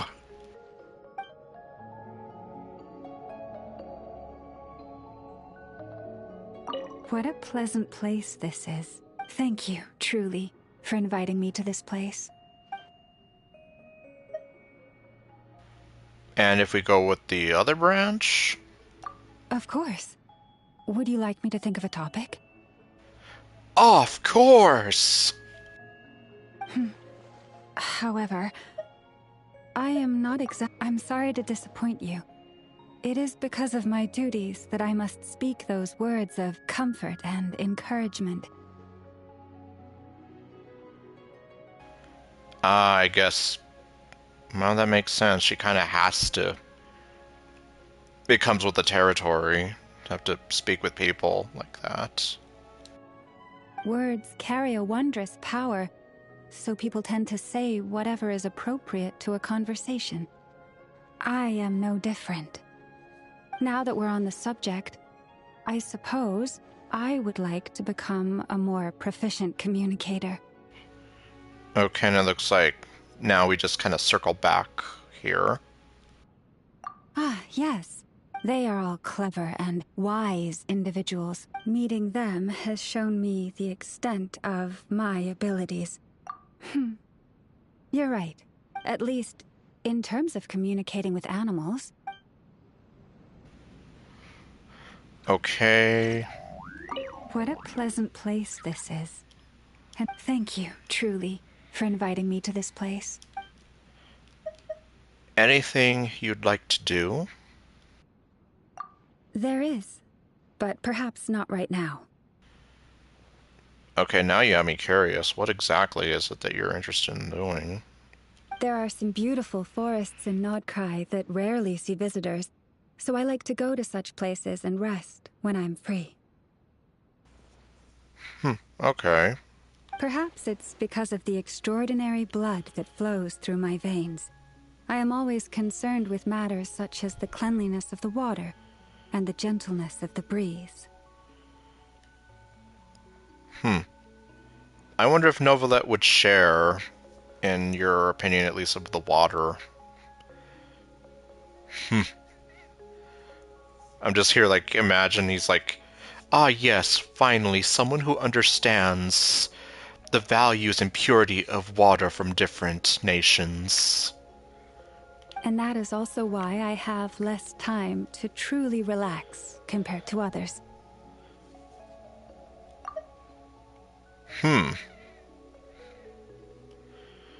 Well, yeah, I guess especially if we go off what we saw in the main story. Only in places such as those can I truly forget my frustrations. Soaking in the water and daydreaming. Why, sometimes I lose focus and slip into my six-limbed form. Her centaur form. 6 limbs. That would be a rare sight indeed. Indeed. Life is easier with more limbs to work with. Do forgive me. We seem to have talked ourselves onto a rather unorthodox tangent. It's alright. Unorthodox is interesting. Does it feel weird to have 6 limbs? Is that so? What a relief. It truly pays to befriend those who have seen so much of the world. Indeed, because, like I said, different points of view, different experiences, and you can share all that and learn from each other. What a pleasant place this is. Thank you, true. There are some beautiful forests. Perhaps it's because of the... And that is also why only in places such as those can I Indeed. Do forgive me. We seem to have talked ourselves onto a rather unorthodox tangent. No, I'm used to it by now. Besides, sprinting with 4 legs simply means an advantage in speed. Once you experience it, it's hard to go back to anything else. No wonder you sometimes just forge ahead without looking back. Yes, it is as you say. I have made quite the habit out of sprinting around. Alright, and I guess now it's time to say goodbye to Loma. Oh. In the editing screen, travelers can drag the rotation bar to rotate furnishings to precise. Okay, that's new.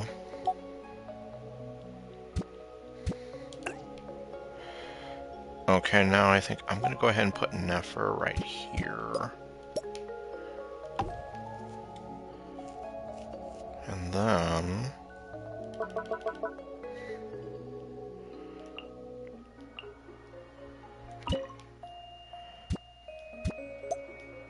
Okay, I guess I can put Veressa right back where she was.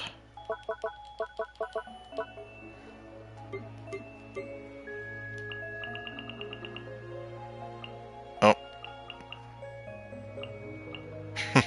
Okay, we have all of those.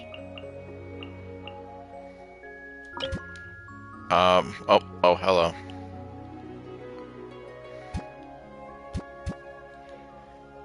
Ah. Can I not? Okay, there we go.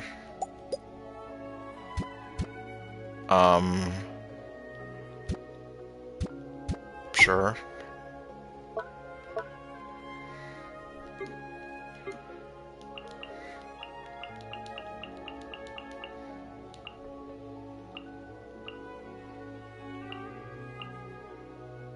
Shiori. Oh man, that's big. No. Yeah, that's what she said. Shinshu. Eula.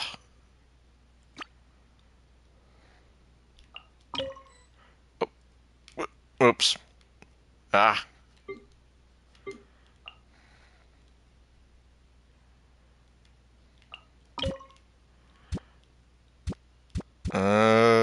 Okay, come on. Man, that's... Okay, well...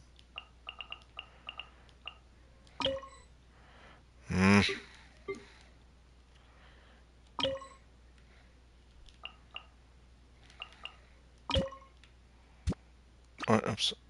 No, wait, that was it.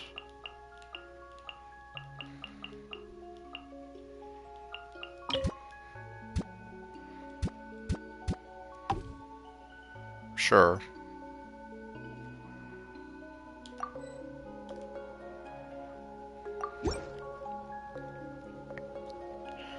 Okay, yeah, Verissa's more or less back to where she was.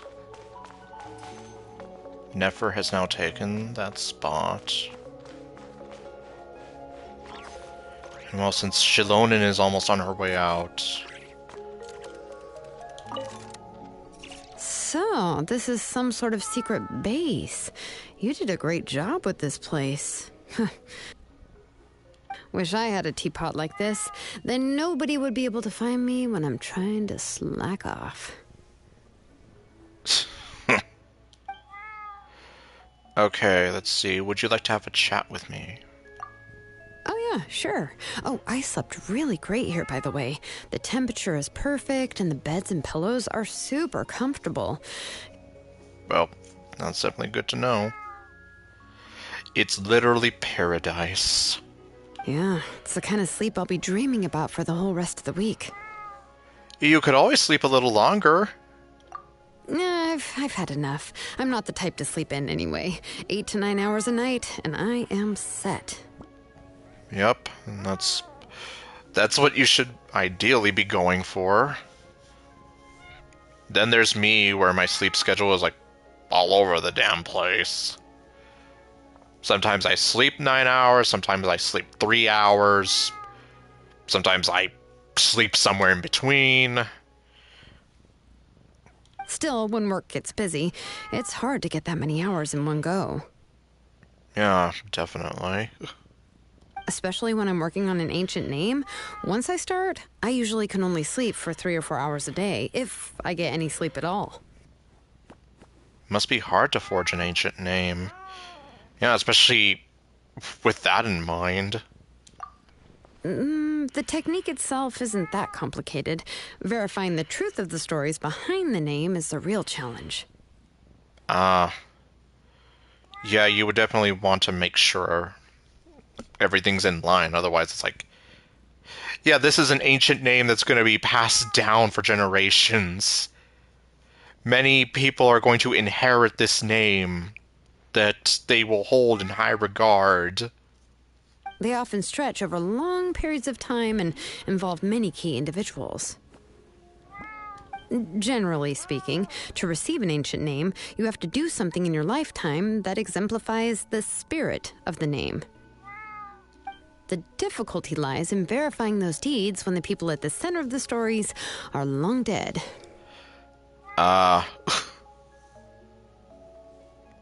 Yeah, that definitely would be... Yeah, it's easy if you have, like, first-hand accounts, but... Yeah, because... Over time, stories and legends like that can be either lost or misremembered, even. Well, it usually comes down to checking records, but even then, it's difficult to say whether those accounts are accurate. Exactly, because, like, sometimes you might get some details wrong, there might be some miscommunications, you might remember something wrong, like, a lot of things could happen. If I accidentally include a fictional story or falsehood in an ancient name, it would become seriously defective and potentially lead to cognitive issues for the current bearer. Okay. But there are always so many stories. How do you verify the authenticity of each one? I use the woven scrolls from the Masters of the Nightwind. Considering how much they record. Those records are usually pretty reliable. Seat Lolly's knowledge comes in handy as well. If I can't find anything in the scrolls, I reach out to my contacts from the 6 tribes and see if anything relevant pops up. Now, once I have enough data, I find the stories that are connected and cross-reference them. I jot down any inconsistencies and search related stories to determine if I'm dealing with a real error or a simple omission. Okay. So a lot of cross-referencing involved, but I mean, hey, the more thorough, the better. Seems like a huge project. I'm willing to help. Now, now you understand why sleep goes out the window when I start a new project. Yeah, no kidding. It's work, work, work, all day, every day, until it's finally finished. Man. Mualani once volunteered to help, and she got 1 or 2 stories in, and then lights out. I couldn't wake her up no matter how hard I tried. Oof. Well, now you know why I always take advantage of an opportunity to nap. Oh, yeah, no kidding. Yeah, just talking about work is making me, really sleepy. And now you're making me sleepy. That whole thing about yawning being contagious. Jeez. Okay, but we're not done yet. So, wish I had a teapot like this. Okay, other branch time. Oh yeah, sure. Yeah, it's the kind of sleep I'll be dreaming about for the whole rest of the week.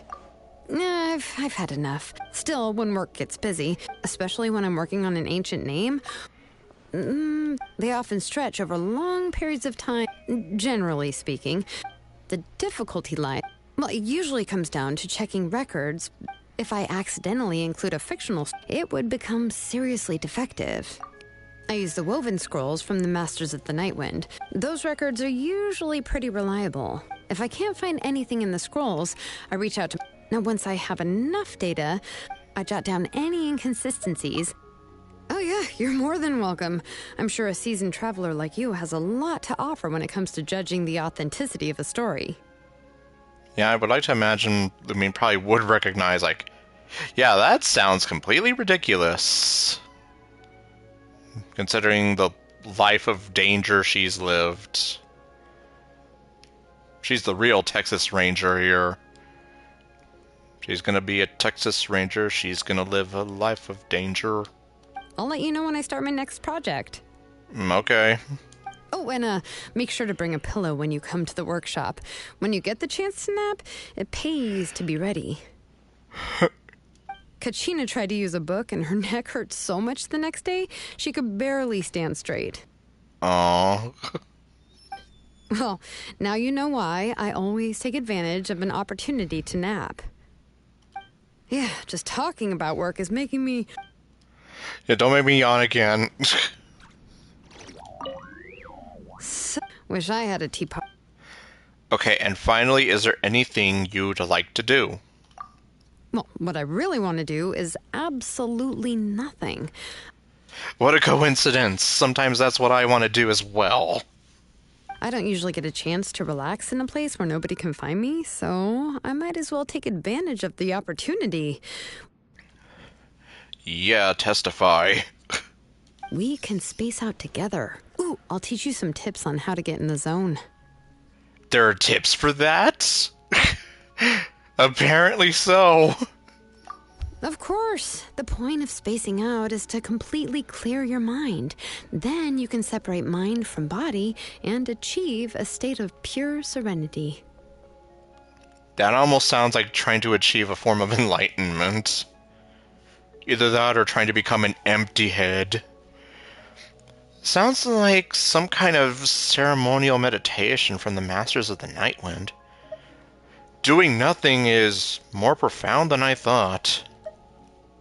Well, I did learn a few things about meditation from Lolly. There's the whole communicate with all living things part, but I don't have the talent or the patience for that.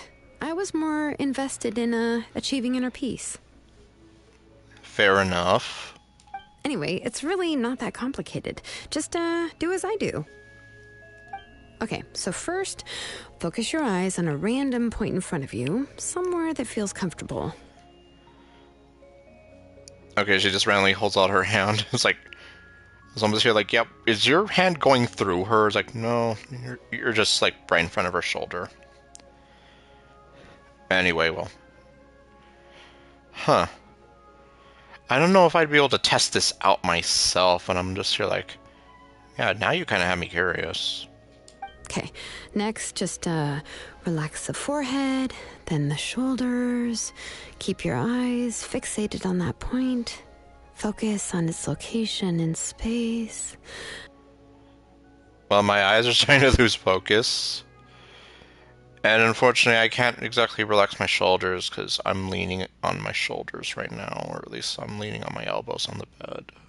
Now, exhale and relax. Dang it, Shalonen.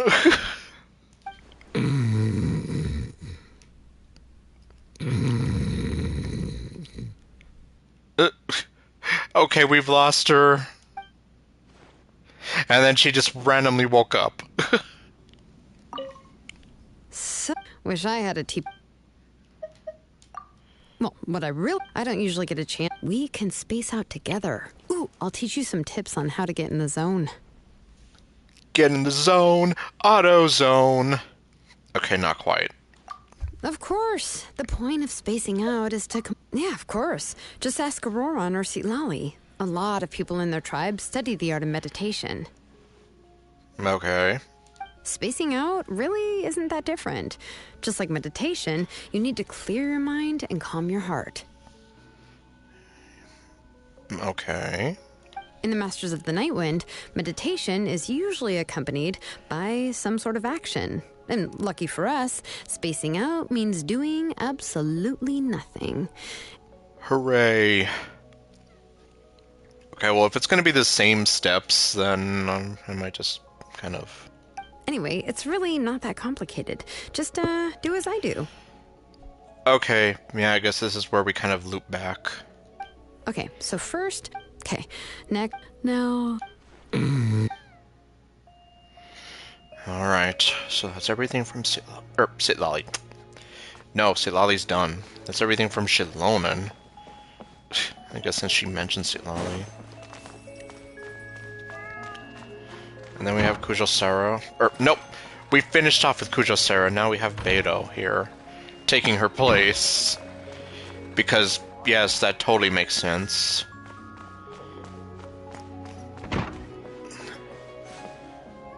The cat bed. And I forgot how stupidly huge this thing was.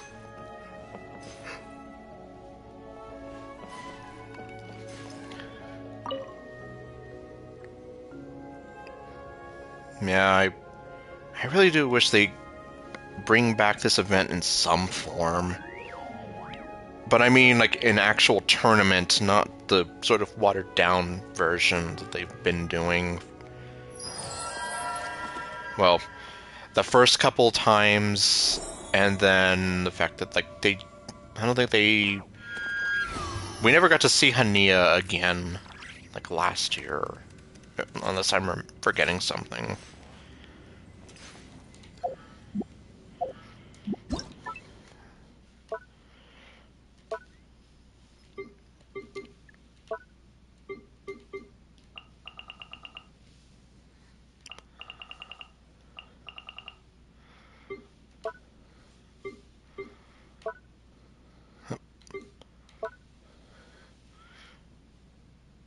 Oh, is that just a random empty picture frame?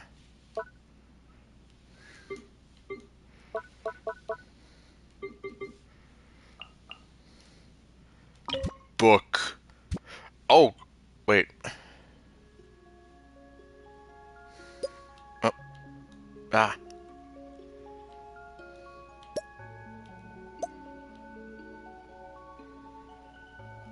Oh, this was from our vacation, as I think it was.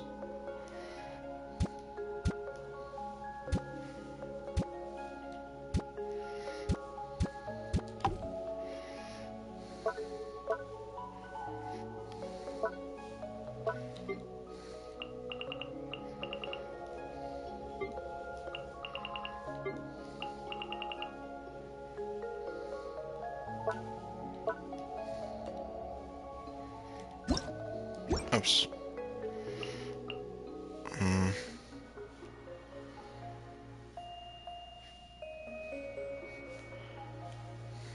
I'm just trying to see, like, is there something where I can at least, like, get a read-up of it? Someone was here like, well, this looks like just like one of the things from Simulanka.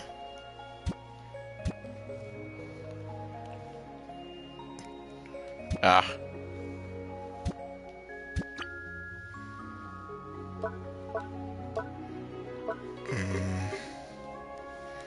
What's over here?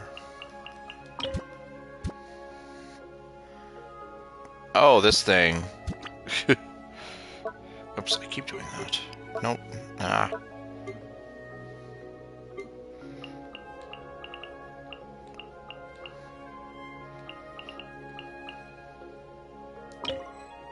Ah. Hooray for another book that I can't put anywhere. Okay, I guess I can't put it on top of the bed. I can put it on the floor, because sure.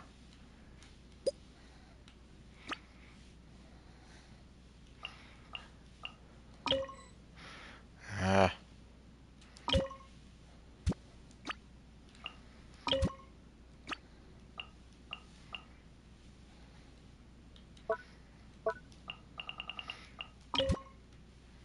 Towel. Okay, can I...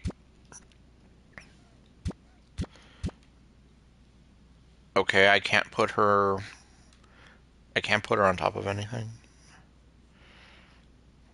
Well, I guess she is kind of a huge doll, but I am just sort of like, well, it is what it is. There, I'll have her there to just frickin' greet me whenever I walk in.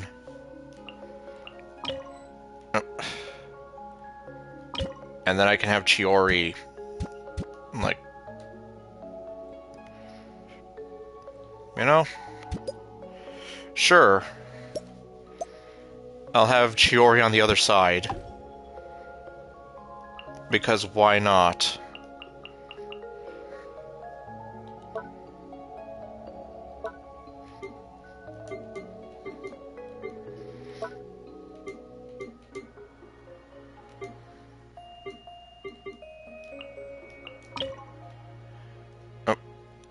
Did I...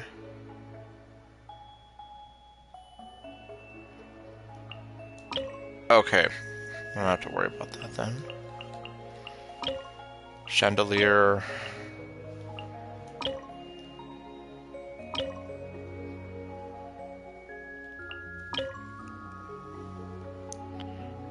I guess I'll go with this one. Bed.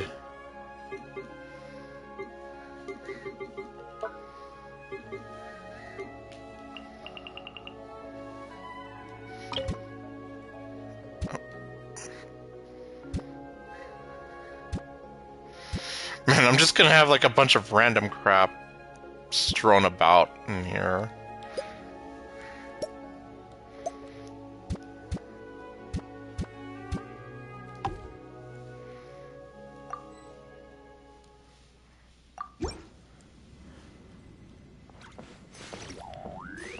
Gentlemen, behold my stuff!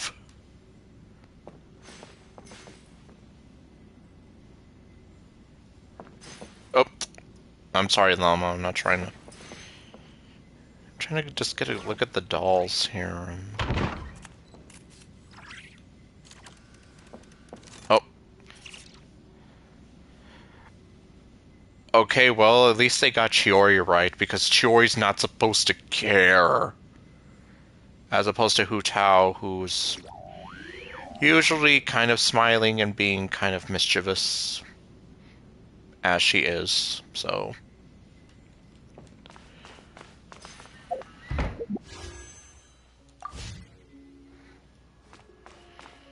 Alright.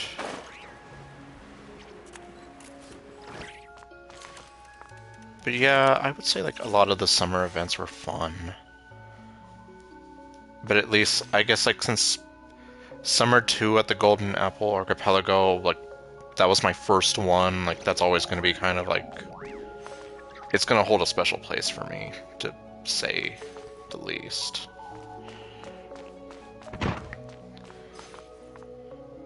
The Musket and Roses event.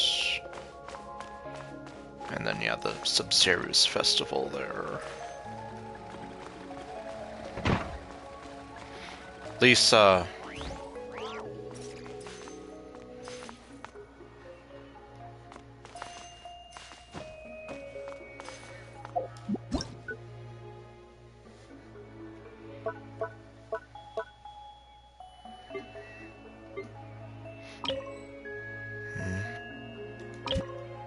Yeah, what does this do even?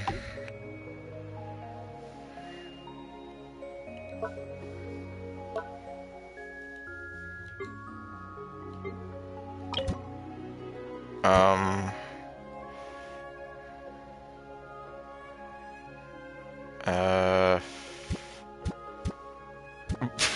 Okay, well... Alright.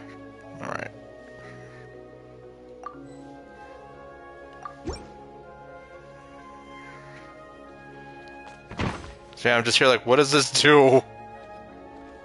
What am I supposed to do with this? It's just pure empty.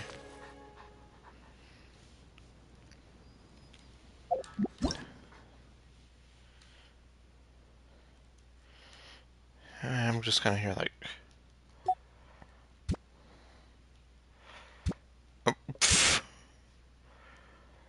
Yes, because clearly that's how picture... Well... I mean... What am I trying to say? Like, I guess... Honestly, it depends on the... Like, the sort of feng shui that you're going for, but... Yeah, I am just kind of here like... Yes, because clearly that's how it works. You just have two pictures like this. Oh. Okay.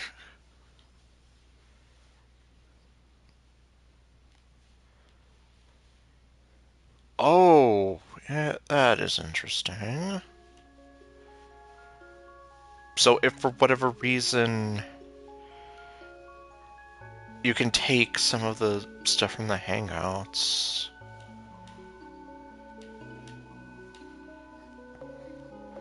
Wow, have I really not done that many?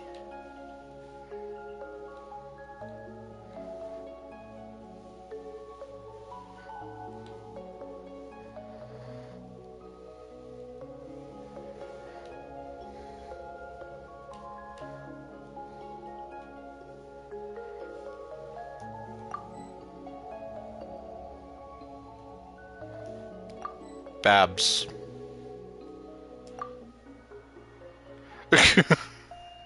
Oh man, that one. Yeah, I'm kind of here like, how disappointing.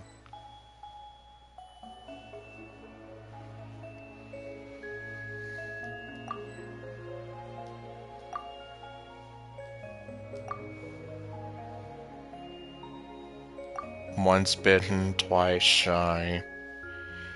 I keep my distance, but you still catch my eye.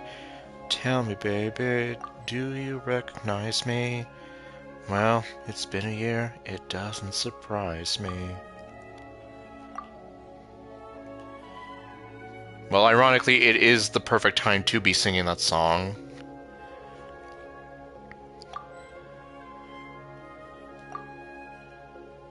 Shit. That one.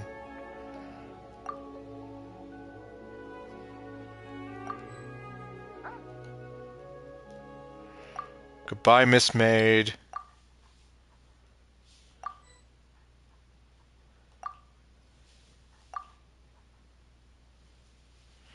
A conundrum called love. Whisper of the paper rose.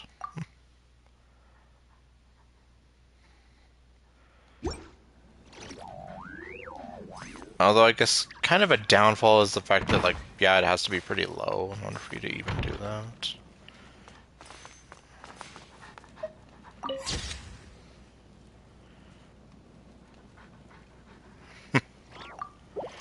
Okay, so you can view it again. Well, I like that feature. Alright, well. Okay, Malika, Neferin, Lisa, they can, for now, stay as they are. Right now, yeah, I think I will call it there. Also, I'm gonna have to figure out how I'm gonna space this out. The Durin story, that is. So yeah, 5 in-game, or no, 5 real-life days. Okay, but either way, well. As well as next time, assuming it's either going to be on another Friday night or I end up doing it in the middle of the week, my goal is to see about finishing Durin's quest. Like, even though they give us about a month to do it, it's always better be safe than sorry, right? But anyway, so thank y'all for watching, and I'll see you guys next time with whatever else I do. Later, folks.